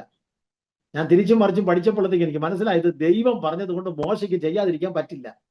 ഇനി മോശയുടെ സ്ഥാനത്ത് നമ്മളോടറ്റ ഈ കതിരമരത്തെ കുറിച്ച് പറഞ്ഞെങ്കിൽ പോയി നോക്കിയിട്ട് അതുവഴി ഒരു ഓട്ടം ഓടും, പിന്നെ തിരിച്ച് വരത്തേയില്ല. കണ്ടോ, അങ്ങനെ ഈ പലകയെ മുറിച്ച് എറിച്ച് കീറി ചെത്തി മിനുസപ്പെടുത്തിയാണ് ആലയത്തിൽ കൊണ്ടുവന്നത്. അതുകൊണ്ട് ചേർന്ന് നിൽക്കാൻ പറ്റും. കാരണം വിടവില്ല, മുഴയില്ല, തടമില്ല, പരിപരിപ്പില്ല, ഒന്നുമില്ല. നീറ്റായിരിക്കുന്നു, ചെത്തി മിനുസപ്പെടുത്തി. അപ്പോൾ സ്വർഗത്തിലെ ദൈവസഭയ്ക്കകത്ത് തന്റെ ദാസന്മാരെ വെച്ചിരിക്കുന്നത് വെട്ടാൻ, മുറിക്കാൻ, എറിക്കാൻ, ചെത്താൻ, മിനുസപ്പെടുത്താൻ. അപ്പോൾ ദൈവവചനത്തെ പല വിധത്തിൽപ്പെട്ട ആയുധങ്ങളായിട്ട് ഉപയോഗിക്കാം. മഴുവായിട്ട് ഉപയോഗിക്കാം, കോടാലിയായിട്ട് ഉപയോഗിക്കാം, വാളായിട്ട് ഉപയോഗിക്കാം. ഓക്കെ, അതുപോലെ ചീവുളിയായിട്ട്, ചാട്ടുളിയായിട്ടൊക്കെ നമുക്ക് ഉപയോഗിക്കാം. ഇങ്ങനെയൊക്കെ ഉപയോഗിച്ച് ഒരു പലകയെ വൃത്തിയാക്കി എടുക്കുമ്പോൾ വാസ്തവത്തിൽ എത്ര മനോഹരമെന്നറിയാമോ? ഈ പലക നിവരെ നിന്ന് ഒരു വിടവും വരാതിരിക്കണമെങ്കിൽ പലവയ്ക്ക് വളവോ പുളവോ ഒന്നും പാടില്ല. അങ്ങനെ ഒന്നും വരാതിരിക്കുവാൻ വേറെ സംരംഭം ഉണ്ടായിട്ടുണ്ട്. എന്താ സംരംഭം എന്നറിയണ്ടേ? ഈ പലകകൾ 5 വരി അന്താഴങ്ങൾ ചെലുത്തിയിരുന്നു. അന്താഴങ്ങൾ എന്ന് പറഞ്ഞാൽ നമ്മുടെ മലയാള ഭാഷയിൽ മറ്റൊരു പദം സാക്ഷകൾ, സാക്ഷിയല്ല, സാക്ഷകൾ. 5 വരി അന്താഴങ്ങൾ ചെലുത്തിയിരുന്നു. ഇപ്പോൾ 5 വരി എന്ന് പറയുമ്പോഴത്തേക്കും ശ്രദ്ധിക്കണം. അത് ഒരു മിനിറ്റ് നിങ്ങൾ ശരിക്കും ഒന്ന് ശ്രദ്ധിച്ചേ മതിയാവും. 5 വരി അന്താഴങ്ങൾ. പലകകൾ നിർത്തിയിരുന്നത് വെള്ളി ചുവട്ടിന്മേലാണ്. ഓക്കെ, പലകയ്ക്ക് 2 കുടുമകൾ ഉണ്ടായിരുന്നു. വെള്ളി ചുവട്ടിൽ നിർത്തിയിരുന്ന പലകകൾക്ക് 5 വരി അന്താഴം. അതിന് മുകളിലത്തെ 2 വരി, താഴത്തെ 2 വരി, സെൻട്രലിലൂടെ പോകുന്ന 1 വരി.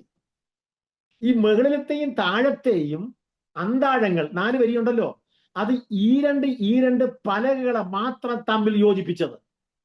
മനസ്സിലാവുന്നുണ്ടോ? നേരെ മറിച്ച് സെൻട്രലിലൂടെ പോകുന്ന അന്താഴം ഒരറ്റം തുടങ്ങി മററ്റം വരെ, ഒറ്റ വാക്കിൽ പറഞ്ഞാൽ 48 പലകകളെയും അടക്കി ബന്ധിച്ചിരുന്ന അന്താഴമാണ് നടുവിലൂടെ പോയ ആ 1 വരി അന്താഴം. ആ അന്താഴം നമ്മുടെ കർത്താവായ യേശു ക്രിസ്തുവിനെ കാണിക്കുന്നു. കണ്ടോ? മറ്റു 4 വരി അന്താഴങ്ങളും ഈ രണ്ട് വീതം തമ്മിൽ യോജിപ്പിച്ചപ്പോൾ 48 പലകകളും ഒരുമിച്ച് യോജിച്ചു എന്ന് കണ്ടപ്പോൾ സ്വർഗത്തിലെ ദൈവം ആ 48നെയും ഒരുമിച്ച് ചേർത്ത് പിടിക്കുന്നു. ദൈവമക്കൾ വളരെ ശ്രദ്ധിക്കണം. നമ്മുടെ ദൈവസഭയ്ക്കകത്ത് ദൈവപ്രവൃത്തി വെളിപ്പെടണമെങ്കിൽ വിശ്വാസികളായ നമ്മൾ ഐക്യതയോടെ ചേർന്ന് നിൽക്കണം, ഒറ്റക്കെട്ടായി നിൽക്കണം. വിഘടിക്കാൻ പാടില്ല, ഇരുമനസ്സ് പാടില്ല. ഛിദ്രിപ്പിക്കുന്ന പൈശാചിക ചിന്തകളും പ്രവൃത്തികളും കൊണ്ടുവരുമ്പോൾ അതിനിടം കൊടുക്കരുത്. നമ്മൾ ഒറ്റക്കെട്ടായി നിൽക്കുമ്പോൾ നമ്മെ എത്ര വിശ്വാസത്തിലുണ്ടോ അത്രയും ചേർത്ത് പിടിക്കുവാൻ നമ്മുടെ കർത്താവ് സർവശക്തൻ. അപ്പോൾ പലകകളിൽ 5 വരി അന്താഴം ചെലുത്തിയിരുന്നു. 5 വരിയായിട്ടാണ് ഈ അന്താഴങ്ങൾ കാണുന്നത്. 5 നിര അന്താഴങ്ങളിൽ നടുവിലത്തെ അന്താഴം പലകയുടെ ഒരറ്റം മുതൽ മറ്റേ അറ്റം വരെ. അതാണ് നമ്മുടെ കർത്താവിന്റെ പ്രത്യേകത. സഭയ്ക്കകത്ത് എത്ര അംഗങ്ങൾ വന്നാലും അവർ കർത്തൃദാസന്റെ വാക്കും ദൈവവചനവും കേട്ട് ഒരുപോലെ ഭയഭക്തിയോടെ ജീവിച്ചാൽ അവരെല്ലാം സ്വർഗത്തിലെ ദൈവം തന്റെ കൃപയിൽ ഒരുപോലെ ചേർത്ത് സൂക്ഷിക്കും. ശത്രുവിന് കയറി കൈകടത്തുവാനോ പീഡിപ്പിക്കുവാനോ പറ്റത്തില്ല. ഓൾ റൈറ്റ്, ഇനി സമയം തീരുന്നത് കൊണ്ട് ഒരു വാക്കൂടെ പറഞ്ഞ് ഞാൻ നിർത്താം. ഈ പലകകൾ 48 പലകകളും പൊന്നുകൊണ്ട് പൊതിഞ്ഞിരുന്നു. കണ്ടോ? നമ്മൾ നേരത്തെ ചിന്തിച്ചു കതിരമരം കൊണ്ടാണ് പണിതത്. പക്ഷെ കംപ്ലീറ്റ് ഈ പലകയെ പൊന്നുകൊണ്ട്, തകിട് കൊണ്ട് പൊതിഞ്ഞു. എന്റെ ദൈവമേ, ദേവാലയത്തിന്റെ പണിക്ക് ഉപയോഗിച്ച പൊന്നിന്റെ വില നമ്മൾ നോക്കിയാൽ അന്തം വിട്ടു പോകും. ആ കവരവിളക്കിന്റെ വില മാത്രം ഇപ്പോഴത്തെ കണക്ക് വെച്ച് നോക്കുമ്പോൾ 60 കോടി രൂപയാണ്. 60 കോടി രൂപ. കവരവിളക്ക് മാത്രമാണോ? സാക്ഷ്യപ്പെട്ടകം അല്ലെങ്കിൽ കൃപാസനം, കെറൂബ്, സാക്ഷ്യപ്പെട്ടകത്തിന് പൊതിഞ്ഞത്, മേശ പൊതിയപ്പെട്ടത്, ധൂപപീഠം പൊതിയപ്പെട്ടത്, 48 പലകകളും പൊതിഞ്ഞത്, ഇതുപോലെ തങ്കം കൊണ്ട് അല്ലെങ്കിൽ പൊന്നുകൊണ്ട് പൊതിയപ്പെട്ട മറ്റ് ഇതര വസ്തുക്കൾ, ഇതെല്ലാം പൊന്നും കൂടെ നോക്കുമ്പോൾ എത്ര ബില്യൺ ഡോളേഴ്സിന്റെ എമൗണ്ട് എന്നറിയാമോ വരുന്നത്? അപ്പോൾ ഈ പലകകൾ ഇപ്പോൾ ആലയത്തിനകത്ത് തല ഉയർത്തി നിൽക്കുമ്പോൾ ഏതെങ്കിലും ഒരു വ്യക്തി വന്ന് ഈ പലകയെ നോക്കിയാൽ അവർക്ക് മനസ്സിലാകുന്നത് കതിരമരം എന്നല്ല. മരം അശേഷം കാണുന്നില്ല. ആര് വന്ന് നോക്കിയാൽ അവർക്ക് തോന്നുന്നത് തനി തങ്കമെന്ന. മരം ഉണ്ട്, മരം അകത്താണ്, മരം പുറത്ത് കാണുവാൻ അനുവദിക്കുന്നില്ല. ദൈവമക്കൾ ദയവായി മനസ്സിലാക്കേണ്ട വസ്തുത, നമ്മുടെ കർത്താവായ യേശു ക്രിസ്തു നാം ക്രിസ്തുവിലൂടെയുള്ള നിത്യരക്ഷ കരസ്ഥമാക്കിയപ്പോൾ നമ്മുടെ പഴയ മനുഷ്യനെ സ്വർഗത്തിലെ ദൈവം അവിടെ നിന്ന് പൂർണ്ണമായിട്ടും അങ്ങ് ഉരിഞ്ഞങ്ങ് മാറ്റി. ഊരിയല്ല മാറ്റിയത്, ഉരിഞ്ഞാണ് മാറ്റിയത്. ആ പദപ്രയോഗങ്ങൾ ശ്രദ്ധിക്കണം. ഊരുക, ഉരിയുക. ഞാനിപ്പോൾ ഈ ക്ലാസ് എടുത്ത് കഴിഞ്ഞു കഴിഞ്ഞാൽ ഇനി നേരെ എൻ്റെ ബെഡ്റൂമിലേക്ക് ചെല്ലും. ഞാൻ ഇട്ടിരിക്കുന്ന ഈ ഷർട്ട് ഞാനിതിനെ ഊരി അങ്ങ് മാറ്റും.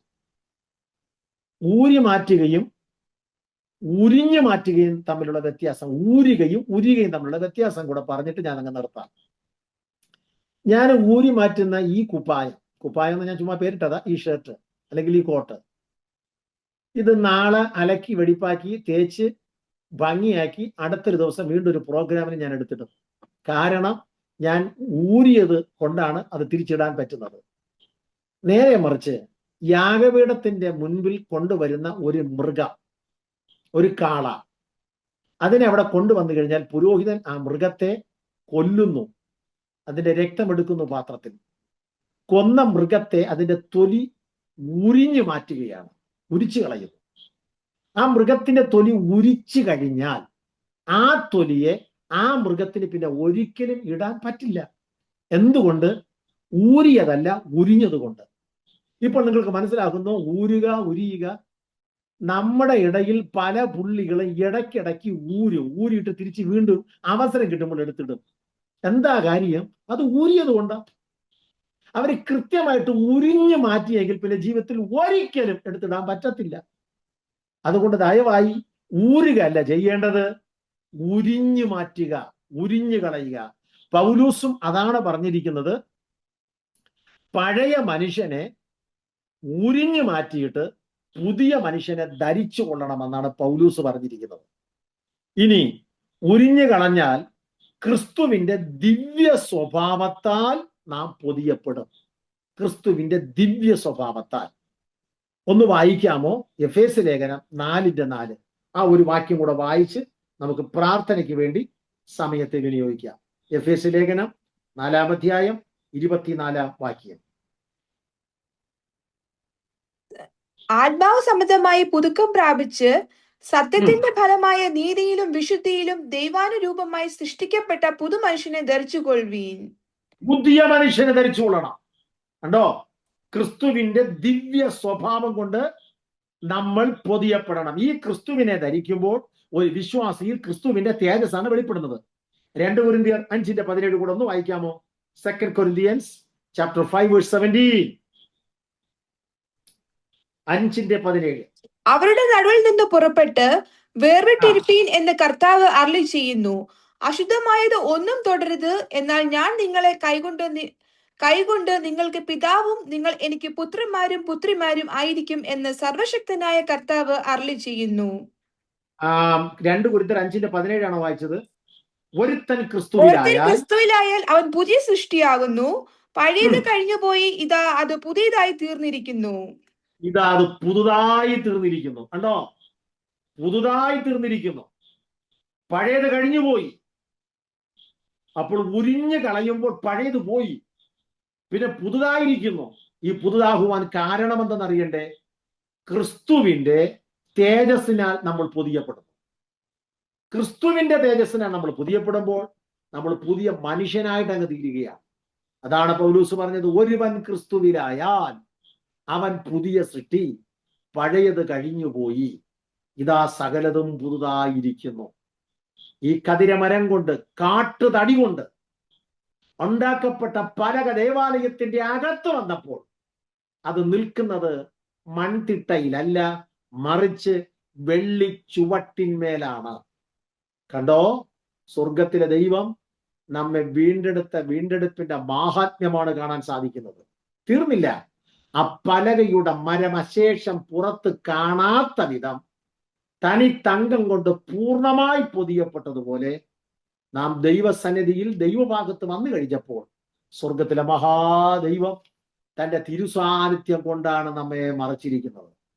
ഓക്കെ, ഇന്ന് രാത്രി ഇത്രയും അനുഗ്രഹീതമായ ഒരു പദവിയിൽ എത്തുവാൻ സ്വർഗത്തിലെ ദൈവം നമുക്ക് നൽകിയ ആ മനോഹരമായ, ആ ശ്രേഷ്ഠകരമായ അനുഭവം ജീവിതത്തിൽ മനസ്സിലാക്കി, ഒരു കാരണത്താലും എന്ത് പ്രയാസം ജീവിതത്തിൽ വന്നാലും, ഏത് പ്രതിസന്ധികൾ തരണം ചെയ്യേണ്ട സാഹചര്യങ്ങൾ മുൻപിൽ വന്നാലും സധൈര്യം അതിനെ നേരിടുകയും, പൗലൂസ് പറഞ്ഞതുപോലെ ക്രിസ്തുവിന്റെ സ്നേഹത്തിൽ നിന്നും എന്നെ വേർപെടുത്തുന്നതാർ. ഏത് പ്രതിസന്ധി വന്നാലും യേശുക്രിസ്തുവിന്റെ സ്നേഹത്തിന് അടിയുറച്ചുകൊണ്ട് അന്ത്യശ്വാസം വരെയും കർത്താവിന് വേണ്ടി നിലകൊള്ളുവാൻ ദൈവമായ കർത്താവ് കൃപ നമുക്ക് നൽകട്ടെ.